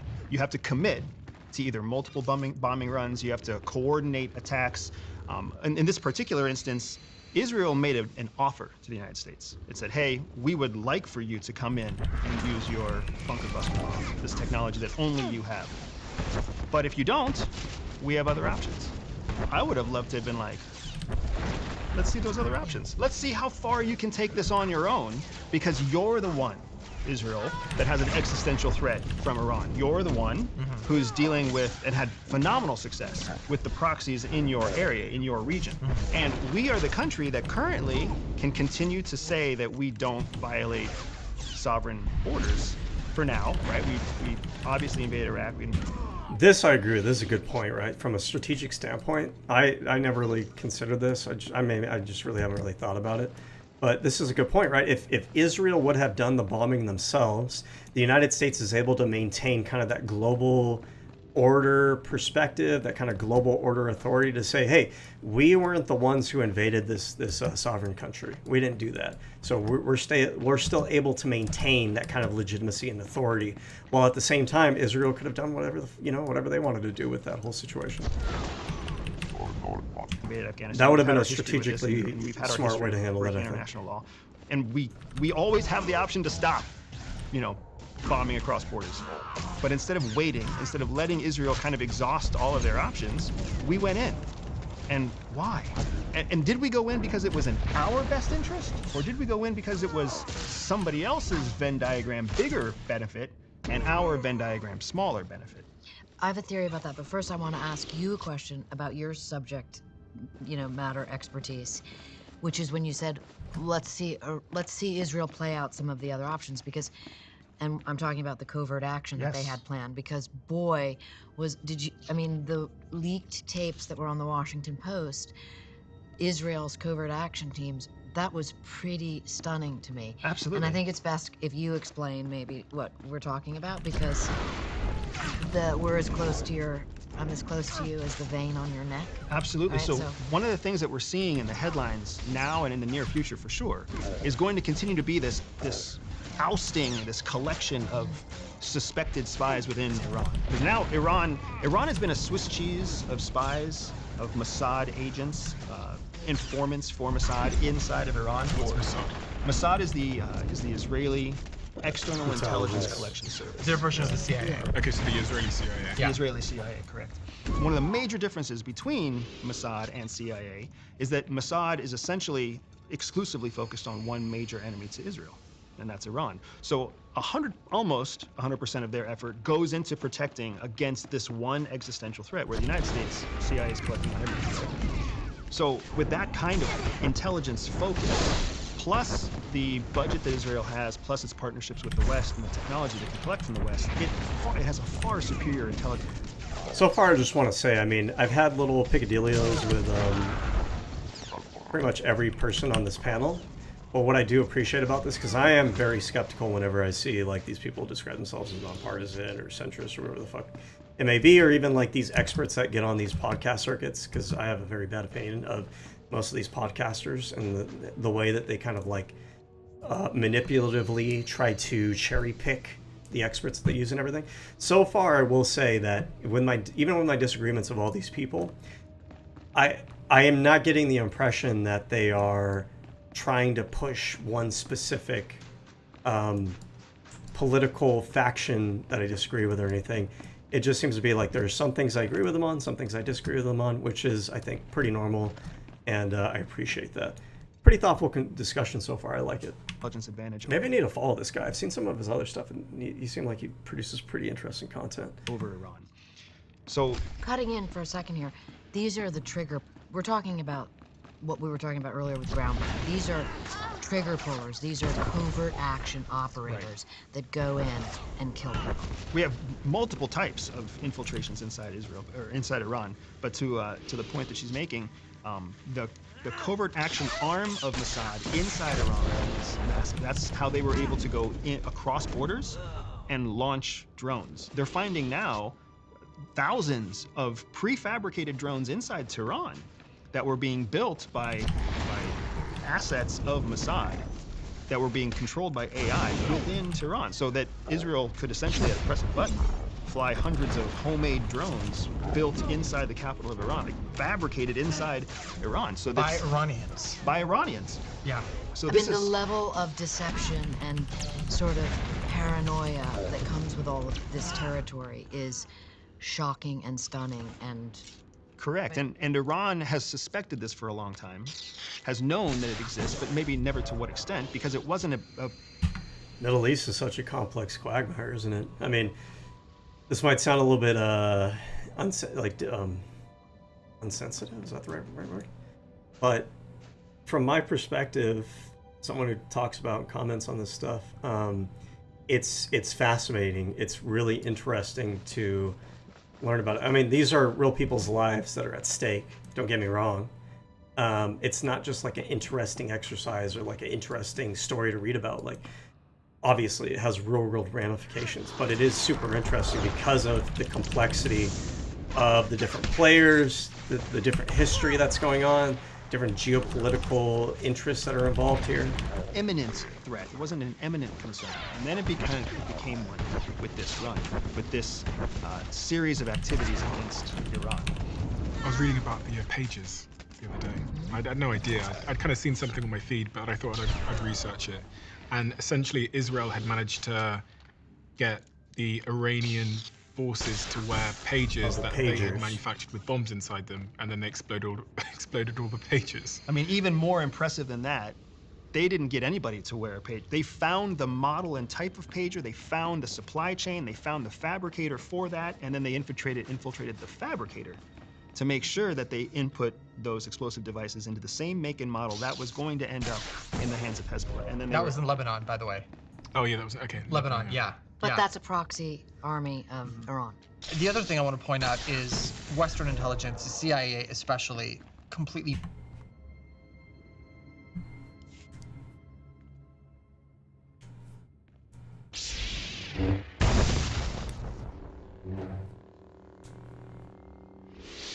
Excellent. In position and right on time. Good to know we still have well-informed friends.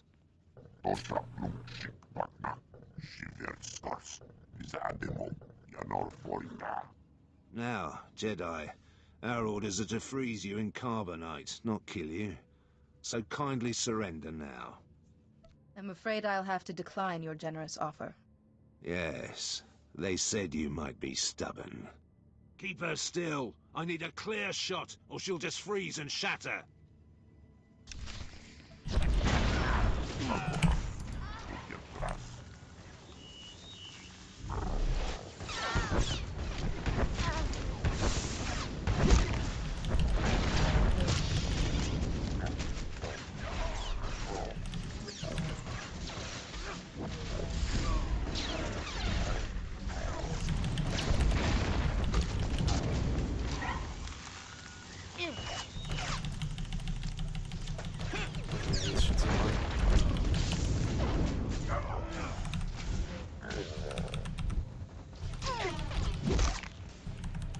Oh, he killed my partner. Oh my god.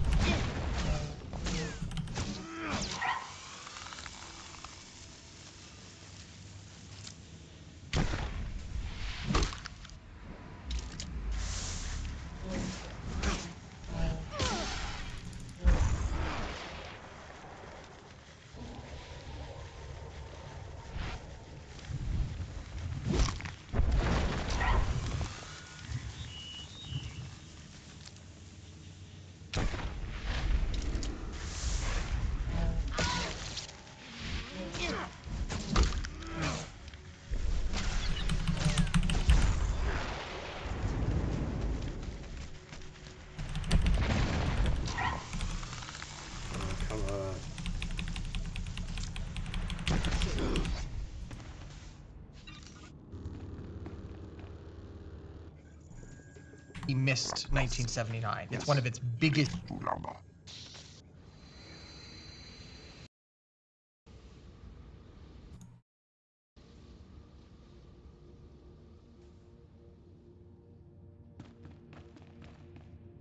No, please. I'm an engineer. I'm an engineer. I was just supervising the carbonite weapon. Please don't kill me. The informant didn't say you were some crazy super Jedi. Who's been passing on information about me? I don't know. They never showed their face. This anonymous tip said you'd insulted Captain Valon. The commandos planned to use you to lure him out. They needed you as bait. Said they had to get back the armor Valon stole. What's so special about Valon's armor? Oh, he wasn't a covered clone. in Starship wreckage. We found advanced armor in a wreck and took it to our labs. That armor has a special healing mechanism. It heals any wound. Sounds They just plausible. got it working when Valon stole it. That's all Any I know, wound. I swear. Even though everyone's like completely different. Can I go? And you can hold on. One more question. Will this armor keep Valon alive no matter what I do? I don't know. They said Valon's invincible while he's wearing it. I'm never coming back to Hoth. I'm getting out of it. I'm still bleeding. Please, great Jedi, could you heal me? I'll never make it to the landing pad like this. I cannot leave anybody in pain. Here, this will help. Yes, that's better. Thank you, Jedi. I'll never forget this. His biggest failures in the modern era. The United States and other Western agencies, even Israel, are notoriously ineffective when it comes to, I think, fully understanding what's happening in Iran. What the Israelis accomplish with their Mossad agents is remarkable, but in terms of the sentiment, the mood on the street, and the people's appetite for this group or that entity, for whatever reason, maybe you can shed light on this. I am trying to understand why the United States has such a poor history of understanding, going all the way back to the 53 coup is a classic case. Yeah. Even MI6 doesn't get it right. How is it that they're so bad at this there, but they can seem to do it everywhere else? You can't expect any intelligence organization, you can't expect any professional intelligence organization to be right 100% of the time. Intelligence, this is something that people often misunderstand, right? Intelligence isn't when you know something to be true. When you know something to be true, it's a fact. Even if it's a secret that you know to be true, it's a fact. Intelligence is your estimation, your guess of what you don't know. Because if you knew it, it would be a fact. How does something like October 7th happen when there is so much intelligence in the region and there's these Mossad forces, there's the CIA? Was it hundreds of people stormed the border of Israel and did this brutal attack? Presumably they had intel that was going to happen. Correct. I mean, the findings since the day of the attack have shown that there were multiple reports, there were multiple operators and officers who escalated this problem. One of the downsides of democracy is that when you have a bureaucracy that has channels of command and people have to agree and collaborate and validate each other's information, everything moves much slower. So and anybody can contribute to this, but for October 7th, the IDF was in charge of border patrol, border security. The IDF meaning the Israeli Defense Force, which is a military unit. They were in charge of the location where the attack happened. And they saw evidence of rehearsals and practice attacks, and they saw an escalation of... Oh man, I just realized this entire time I don't even have the YouTube video showing. Whoops.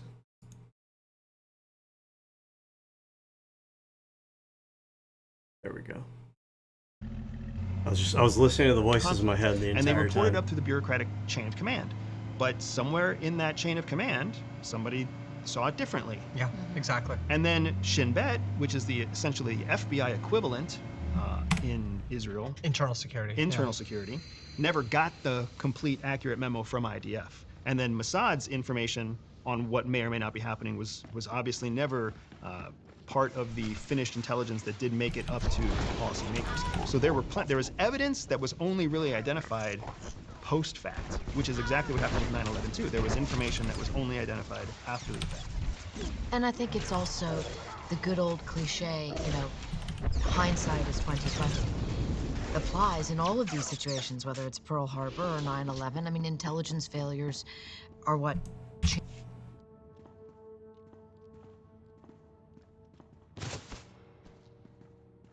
They tracked us back here, LT. Those scouts were coordinated. Captain Valon's still alive, isn't he? You lied to us.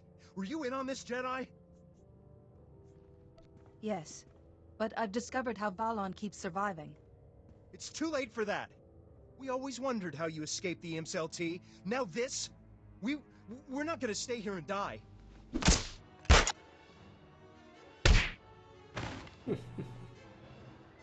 Talk or shoot, Private. Don't try and do both, okay? You're in command, Jedi. I keep very special punishment chores for soldiers who step out of line. The private's scared and he made a mistake. Let him make amends. That's forgiveness, Kree. Remember it, because if you push your luck again, the memory is all you'll have. Yes, sir. But Kree's right. We can't stop Valon. No one can. Valon isn't some monster. He's just been lucky. He stole some armor from an Imperial lab. It heals his injuries and makes him seem invincible. So, Valon's secret is this special armor. Huh. You know, we did get intel about an Imperial lab hidden nearby. If the Empire was studying that armor, we might find information there. Any laboratory good enough to work on the armor will be surrounded. Yeah, we scouted it. There's guards and snow hides around the whole perimeter. A frontal assault would really cost us, but we could handle the guards while you get inside. Or, we could try luring them out, get them lost in the snow. Risky, but less risky than fighting. It's your call. Draw them out into the snow. Don't fight unless you have to. Minimal casualties, and we get to be sneaky. Outstanding. All right. We take the guards, you get in and see what you can find. I'll find you when we're clear. Everyone, get your gear! We're hitting both Valon and the Empire on this one.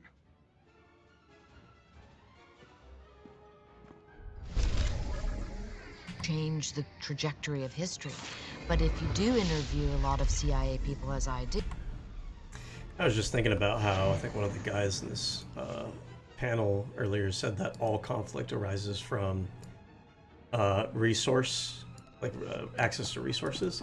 But really, I was thinking about this situation seems more like the conflict is a manifestation of ideological differences. And I think a lot of the conflict in the world exists for that reason, more so than just a simple like resource, access to resources. I think it's attractive to, to reduce all conflict down to just differences in resources, but differences in ideology will do that too.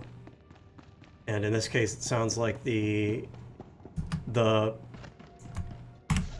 backlash to secularization and Western influence caused a reactionary theocratic element to wind up taking over Iran. And then downstream from that, you also have like this Jew versus Muslim kind of centuries-long conflict that serves the purpose of the Islamic theocracy that exists there. And so all of these things kind of seem to be either motivated, influenced by, or leveraging these ideological differences. And I was just kind of thinking that in the context of what inspires human beings to go to a planet like Hoth, hostile environment, and do nothing but wage war all day, putting their lives on the line, living in misery. Well, human beings will kill each other over ideological differences. Which is kind of crazy to think about. And you kind of take a step back and you think about like how petty and small human beings are in the grand scheme of the universe. Human beings will kill each other over ideological differences around how society should be structured. I often hear this, and it may or may not be true, which is, Annie, no one ever hears all the... Not just kill themselves over those differences, willing to put themselves in miserable situations where their own lives are at risk, where they have the potential of being killed or tortured by others over ideological differences. That's extreme. That's wild to think about, but it's true. Tax we stopped. And then I say, well, tell me about them. They're still classified, So, I mean, that's why narrative is so interesting to me, because first of all, it feels personal, because you can relate to it. Even if we can't relate to being in the White House, we can certainly relate to being stubborn about not wanting to change your opinion, or putting together a certain set of facts and saying, we all probably do this in our own home. Oh, this, therefore that. And then we're wrong. I've built companies from scratch and backed many more, and there's a blind spot that I keep seeing in early stage founders. They spend very little time thinking about HR. And it's not because they're reckless or they don't care.